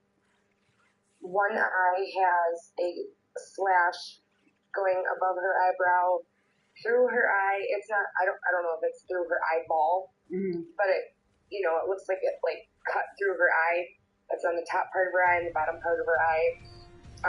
She can't lift her neck very well. She can barely walk. She's still bloody. I got to get her in the shower at some point and clean her up and assess her better. But honestly, if she does survive this, you guys need to. I know you guys want to keep her. I know.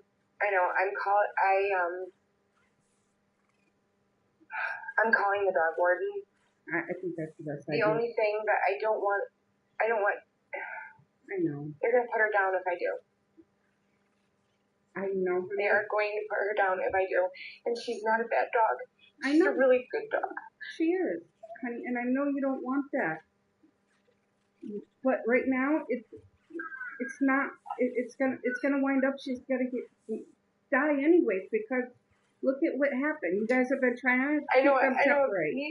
I know neither of the dogs deserve to live like this. I know this. We don't deserve to live like this. But part of me is like, man, why can't I give up Lucy and keep Cleo? Because I hate to say it this way, but I have a better bond with Cleo. Like, and it's probably because I've had her since she was a baby. But why don't you? Where did you get Lucy from? The animal shelter. I don't want to get rid of Lucy either. She's like my best friend, and I've had her for 5 years.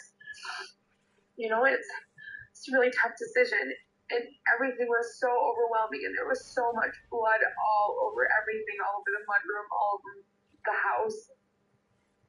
Do you have? Sorry? Do you have baby gates?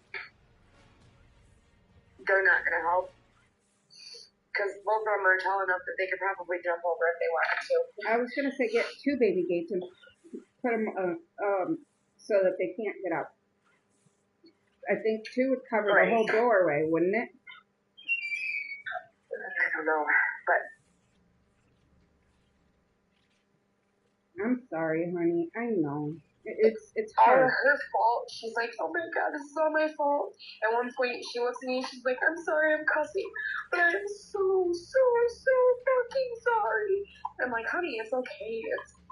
It was an accident. Like, you know, the only thing you can say is just we have to be more aware of our surroundings. But this was not your fault. You know, I was like, you'd think after the first fight they went into that they would have fucking learned, but apparently not. Hey, got a question for you, or a favor to ask you. My charger ain't gonna be here until tomorrow. Do you think you can bring Kira so I can borrow it? I'll look for an extra one. She took hers with her.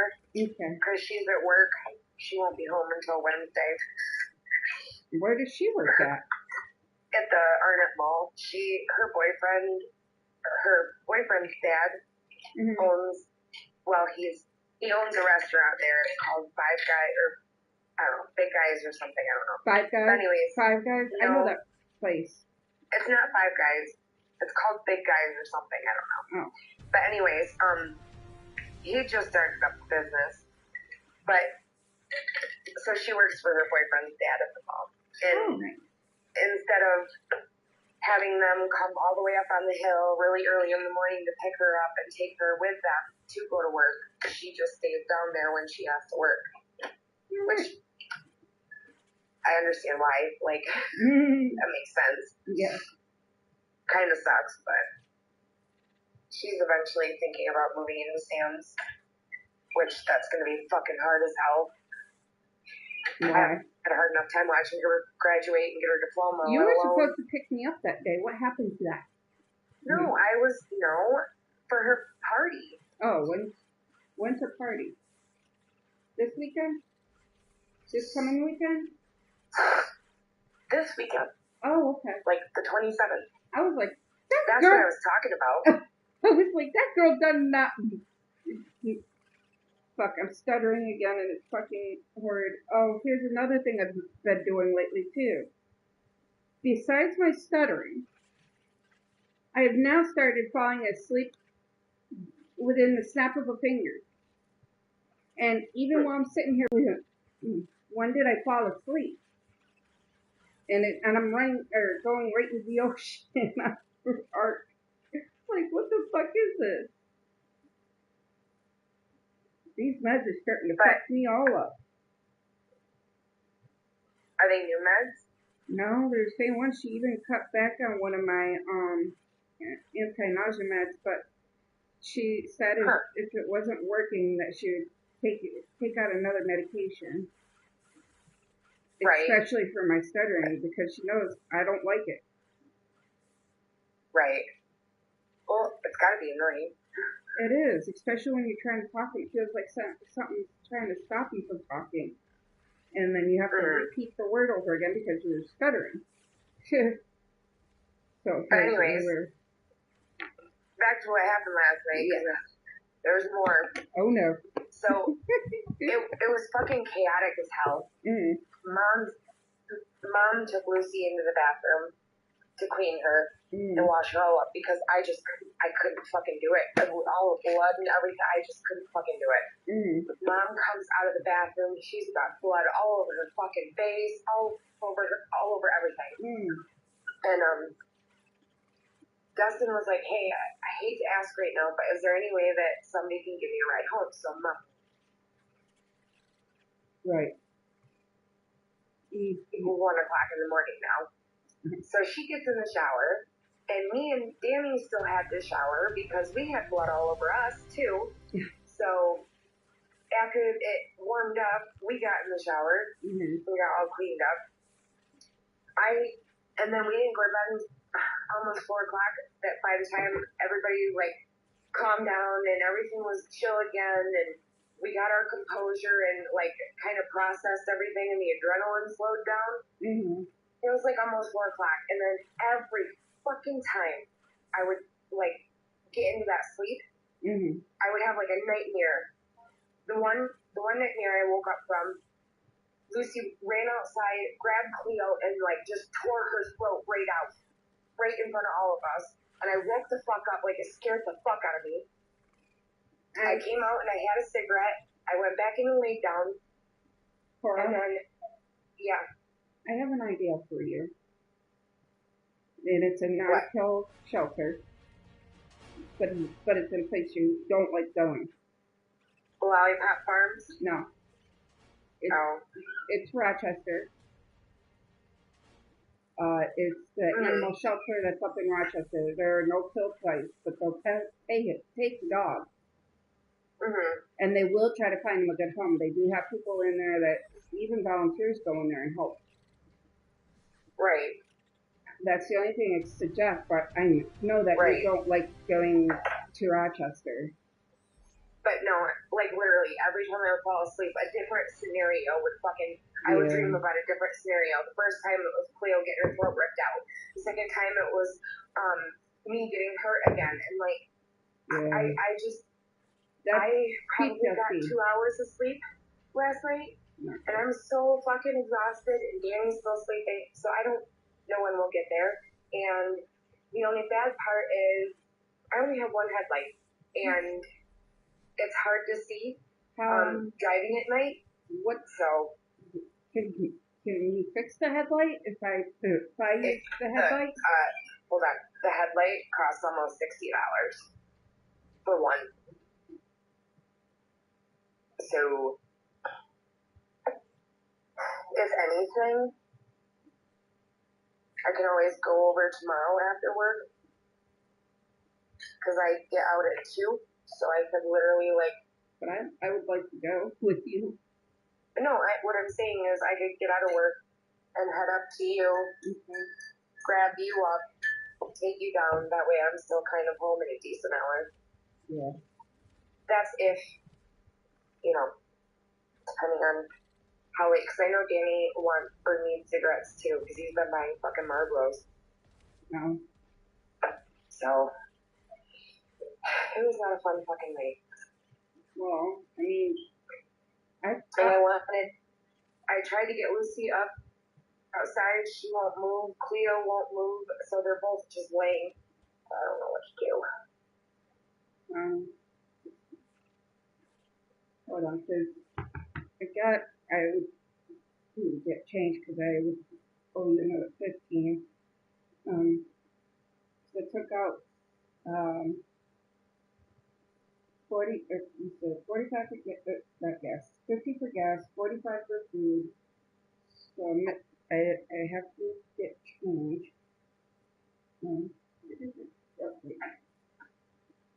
Hold up. Let me do some math here.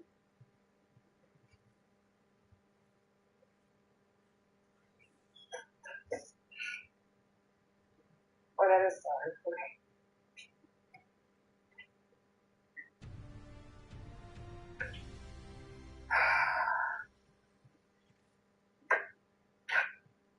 But yeah, as soon as Danny wakes up, I'll ask him how he's feeling. If anything, he can drive since I'm exhausted. But yeah, I'll let you know here shortly as soon as Danny wakes up whether we can, if he wants to go today, because it doesn't start getting dark until like 8 o'clock. So we should be good. Yeah. But it's already 1 something now. Yeah. Okay. Let me know. All right, hon. I love you. But yeah, that's what happened, and that's what's going on. And I love you too. And I will talk to you in a little bit. All right, babe. All right. Just don't. What you're going through though, what you're telling me about your dreams, that's the kind of PTSD. I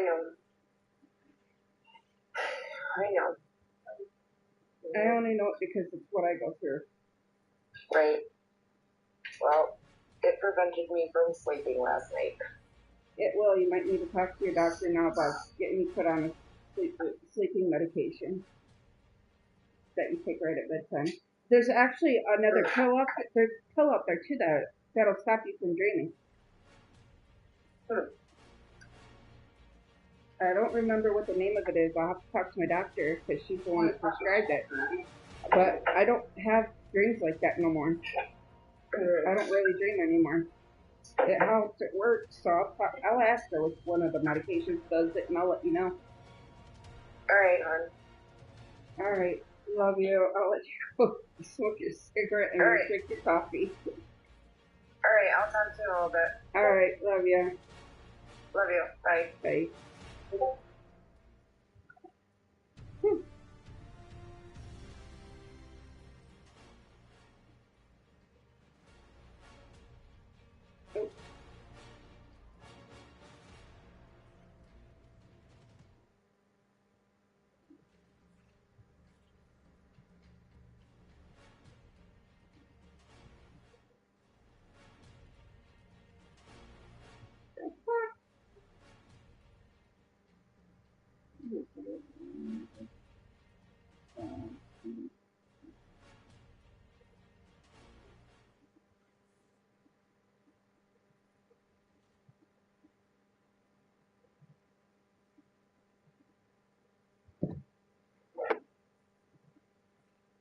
Detectives recovered a receipt in her back pocket for a withdrawal of $20,000.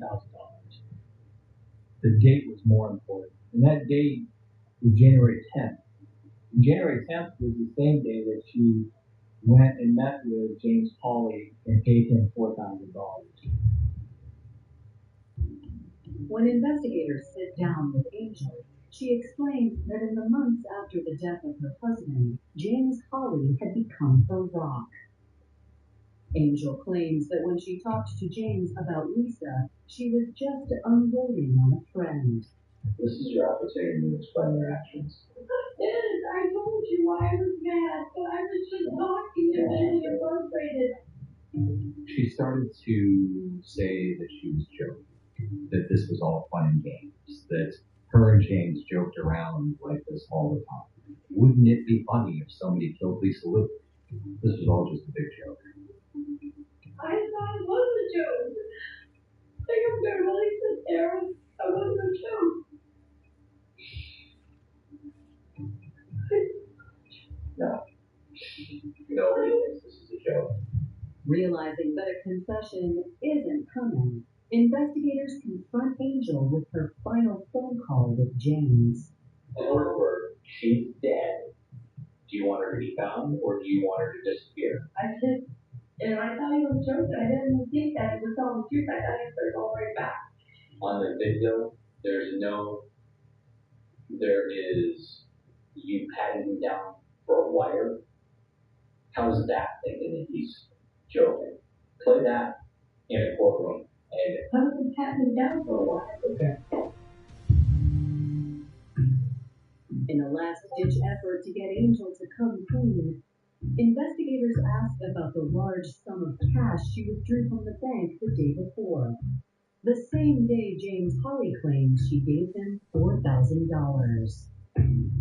she had told us that she made a $10,000 withdrawal from her bank account, but that was for Christmas presents and to pay some bills.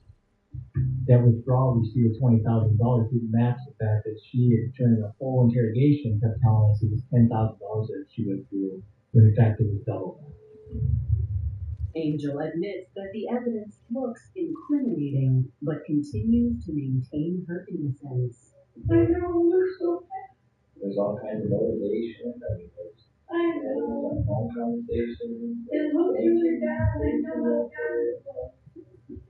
The only thing Angel doesn't deny is the bad blood between her and Lisa Luke. I've always hated her. He hated her. We've always hated her. She hates us. No, I couldn't remember her so bad. Following the interview, Angel is charged with conspiracy to commit aggravated murder. News of her arrest provides relief to Lisa, but her sense of security is only temporary. Angel Brown was given the opportunity to make bail. And with our Constitution, you do have a right to make bail. I find out that they let her out on bail. And I'm like, wait, what? Okay, how was she out on bail? I couldn't believe it. She hired the hitman to kill me. I was absolutely livid at this point because I'm helpless. There's nothing I could do about it. Coming up, Lisa's fears come to fruition when detectives make an ominous discovery.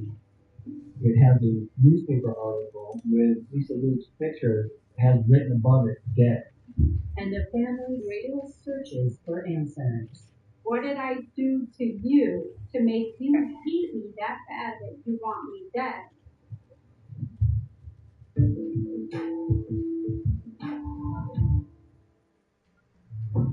After being arrested in a foiled murder-for-hire plot that targeted the first wife of her deceased husband, 34-year-old Angel Brown is out on bond awaiting trial.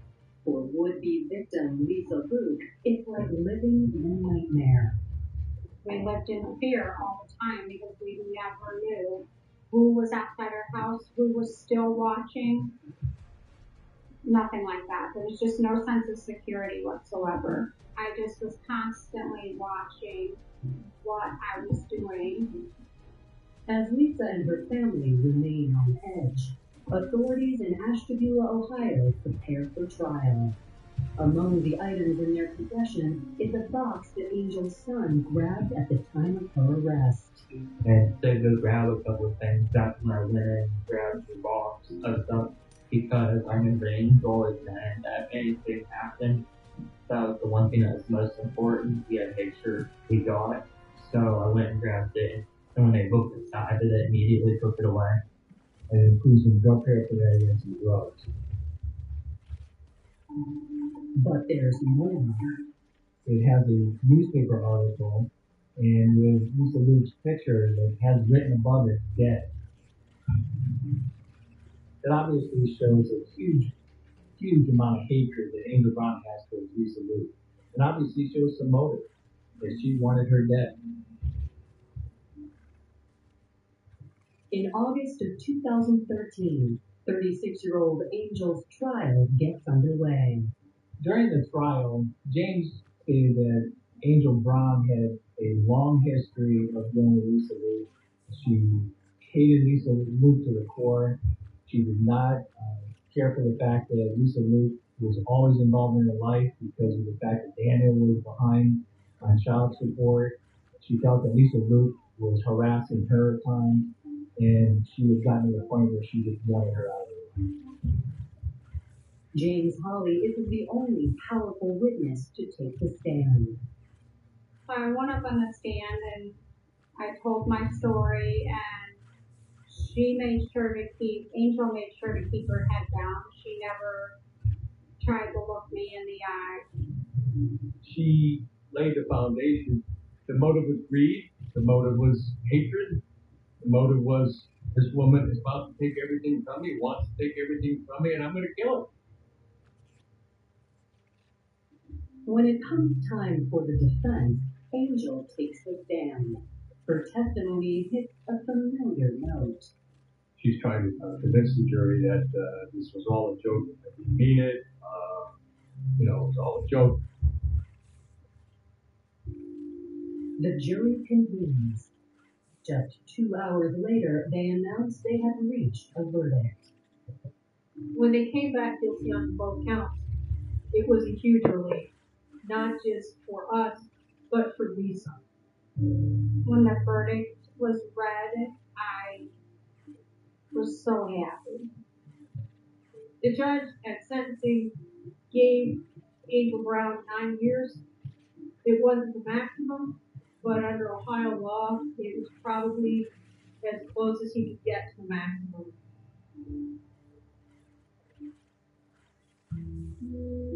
Following Angel's conviction, D'Artagnan goes to live with his cousin Linda and her husband.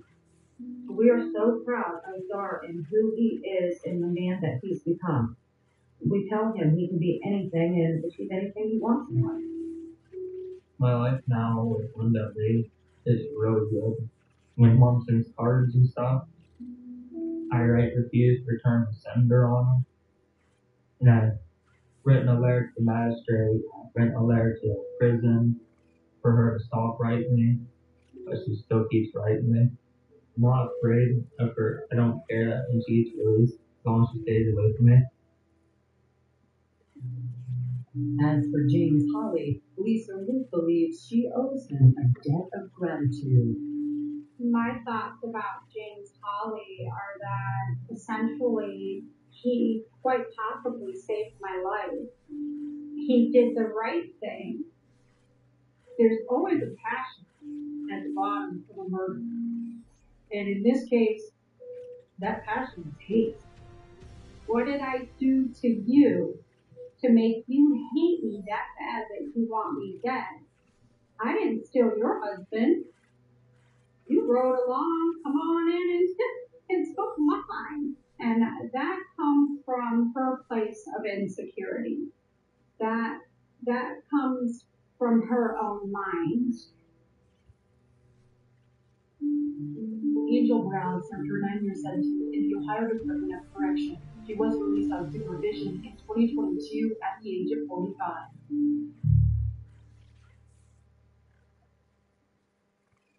Hey, stop listening. Dateline NBC wants your help to solve these missing person cases. I'm Stephanie Molto with Oxygen True Crime. Before we get back to Snap, Women Who Murder, here's a special sneak peek of Dateline Missing in America Season 2. The chart-topping podcast is back with new unsolved cases. Listen closely to each story and consider the mysterious circumstances. You can help with the missing person home. Search Dateline Missing in America and follow now.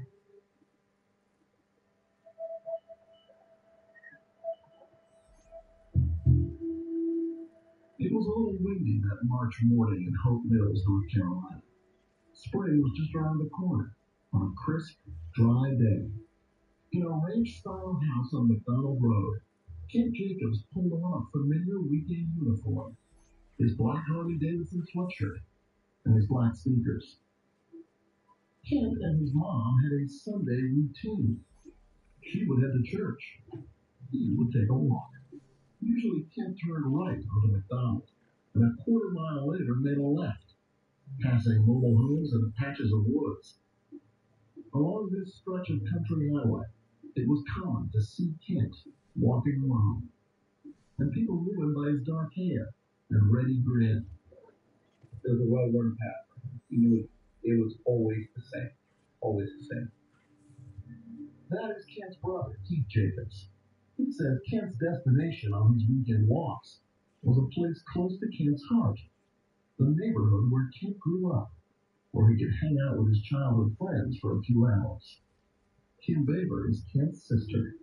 And just saying Kent is all you had to say. Everybody knew who he was. Most Sundays, Kent's mom got home first. She knew Kent would walk through the door by 5 p.m. and he was never late. Until that Sunday, March 10th, 2002. That was the moment when everything changed. Because that was the day Kent Jacobs didn't come home. Walked in my mom's house, and my mom is home by herself, upset, crying. I knew in my gut then, I was like, this is bad.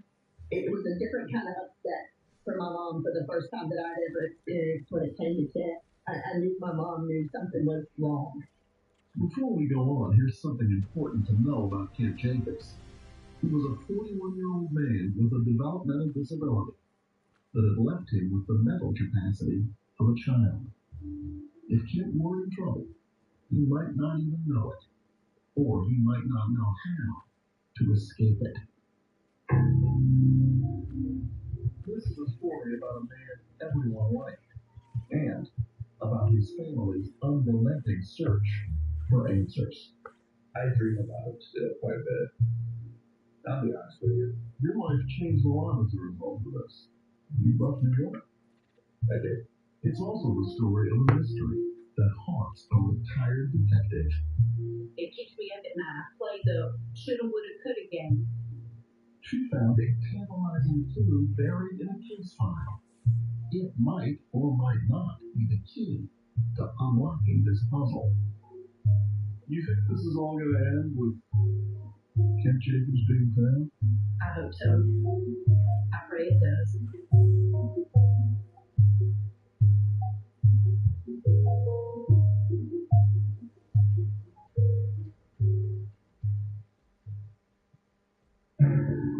A grisly crime straight out of a horror movie robs a double feature. It's like that's the difference. That I think that the boogeyman phenomenon is in people's minds. I can't understand why anybody would act from like 40 times on Friday the 13th. You could find a more startling contrast to this little suburban home, this bloody scene. They start getting telephone calls. You know your daughter's next. As the investigation begins, a dark betrayal comes. They were a couple friends and kids socialized together. He named one of her good friends as the person he had the affair with. It resulted in the most horrific confrontation that you can imagine. When the killer is revealed, this quiet community will be left wondering if justice will ever be served. She was everybody's best friend. She was the least likely suspect in the world. The whole courtroom just roared because they could not believe that that was really earlier. It's kind of a common that something like this happens here. There's a story that was about the side of the settlements.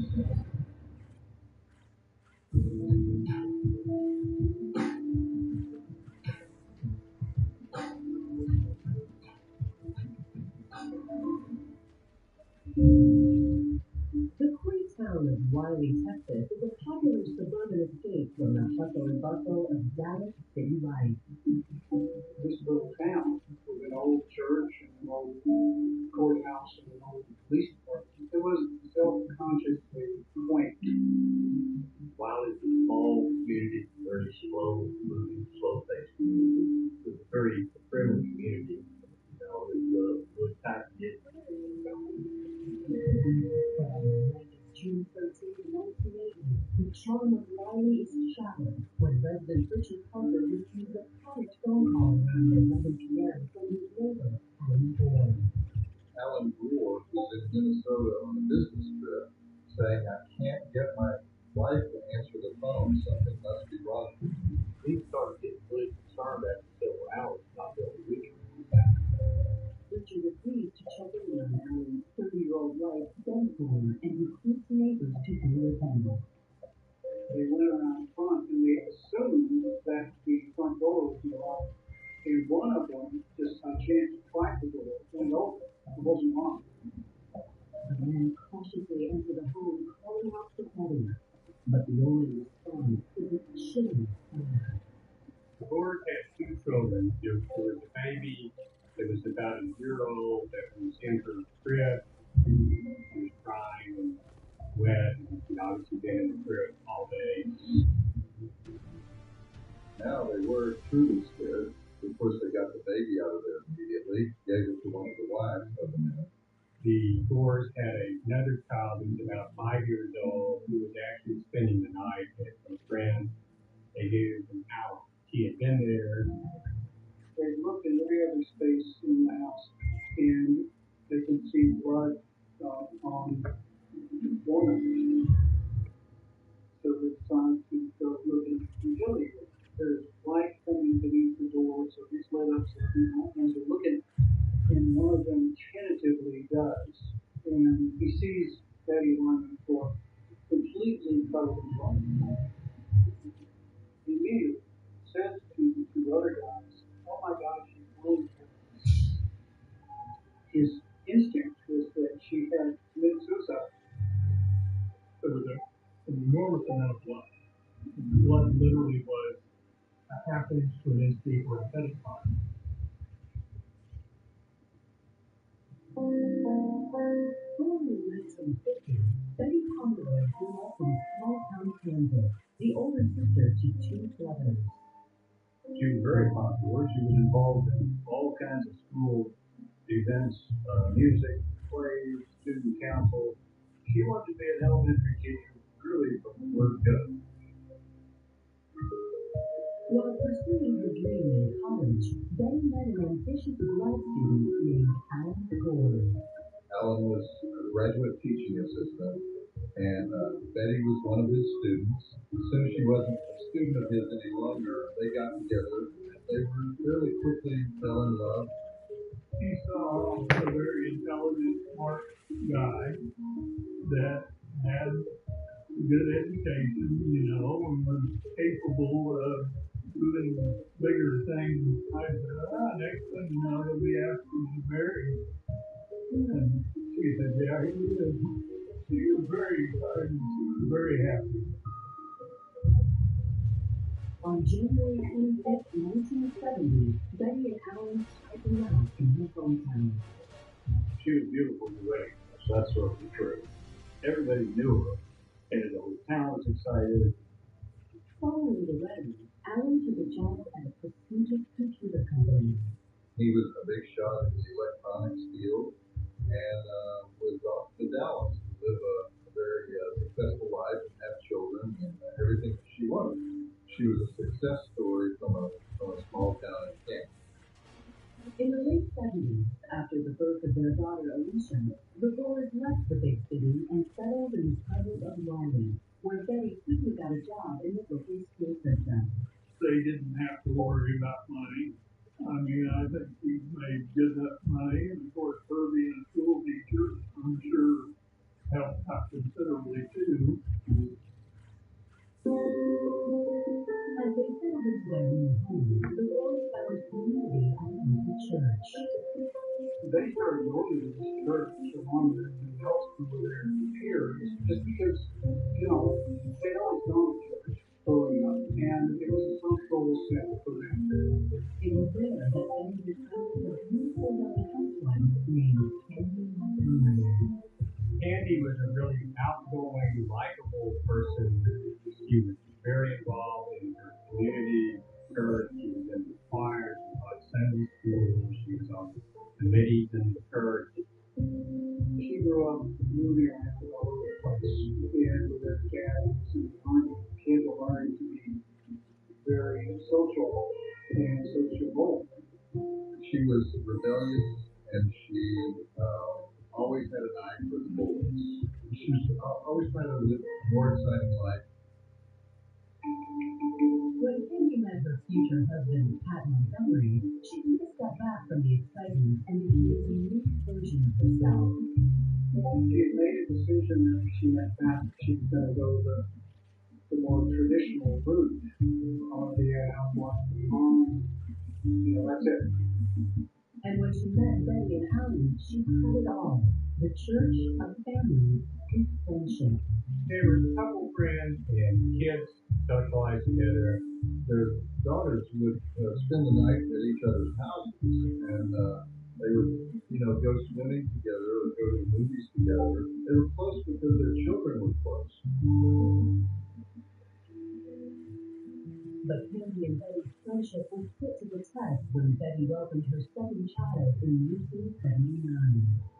Betty was prone to depression. She was particularly prone to postpartum depression. As Betty struggled with her mental health, the relationship began to suffer, especially from marriage. They weren't real connected, and the marriage wasn't really good. There was a program called Marriage Encounter that was sanctioned by the Methodist Church. They went to this Marriage Encounter weekend, and they were genuinely transformed by it. They fell in love all over again. They were doing better, and in fact, they were planning a European vacation. She was looking forward to that. But with the trip less than a week away, the potential for a fresh start has begun to be evident as Betty arrived at the new There was a body lying on the floor with a great deal of blood. There were blood spatters and the blood smeared all over the room. Betty's neighbors quickly called the Collin County Sheriff's Office. When detectives arrived, they are troubled to find that it appears to be something straight out of a horror movie. Police took the scene over what the axe was in the room where Betty's body was found. It feared Betty had not been shot and that she had been killed in the axe. You could see multiple wounds to the body from an axe. You could actually see where the blade entered on both her hands and arms as well as on her head. It was a vicious set of blows to the body. Face, the arms, the head, the torso, even into the legs. This was macabre. You had the feeling of horror. This outlandish, exaggerated, melodramatic violence in a place where people rarely raise their voices to one another. Coming up, a small team holds big potential. Someone had been in there and left behind some clear blood. And detectives speak to their first suspect. Kid on the first. He should have been a bastard kid. I was, what's going on?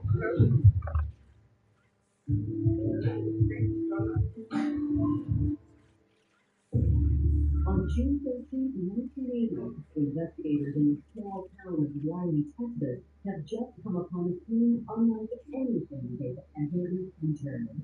You couldn't find a more startling contrast than this victim and the context. Target came in. The suburban home.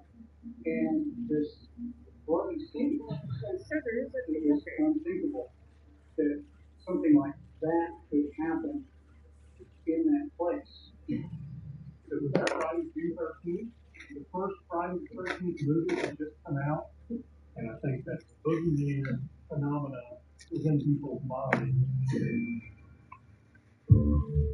30-year-old mother and teacher Betty Gore lies dead in her suburban home, the apparent victim of a real-life horror story. This was overkill of the first order, and it was represented not only as a number of blood in the body, but with the blood spatters, the blood smears all over the room. Investigators quickly get to work. I could see that there was a struggle. There was some room. The kitchen hall was a very confined space. You could see that it wasn't just a river of blood, but there were spots and splashes. Had evidence that someone had tried to clean the floor and clean some of the other surfaces in the utility unsuccessfully, as though they had started cleaning it, saw that it was impossible, there was too much blood, and then left. In doing so, the killer left behind a potential clue. On the freezer, I found a thumbprint that said blood. That type of device. Usually you can't lift the print off of it, but they were able to photograph it. Investigators soon discover another striking clue along the road. What? Of bloody footprints. You know, had the intentional remodeling of the flip-flop house, got those three little toes. So we knew that those were shower shoes. As detectives continue to scour the house, they find another telling clue left behind in the killer's desperate attempt to clean out. Down the hallway, inside the bathroom, I saw some blood on the top of the shower wall. And then around the drain, I saw blood and also hair, lots of hair. It was abundantly clear that someone had been in there and left behind some smeared blood and looked like the person had showered. As they wrap up their survey of the house, investigators notice a final chilling detail. They found the California News, I think it was, open to movies for that weekend. And it was over the page where there was a big ad for The Shining, which involves an axe movie. And there was some blood dripping there. There was an axe there was a lot of blood, and there were bloody footprints in the house, and then there was a lot of speculation about what happened. Was this a stranger that did it? Was it a vendetta killing? Did she know someone? After processing the horrific scene, investigators head next door to speak with Richard Parker, the neighbor who called 911. We want to know what the day was reported to you. As Richard speaks to detectives, his phone rings. One of the cops answered the phone, and this is on the door, what's going on there? Because he didn't realize the police were over there, the police were there at all. Police officer was over on the side, tells him that your wife, she was deceased.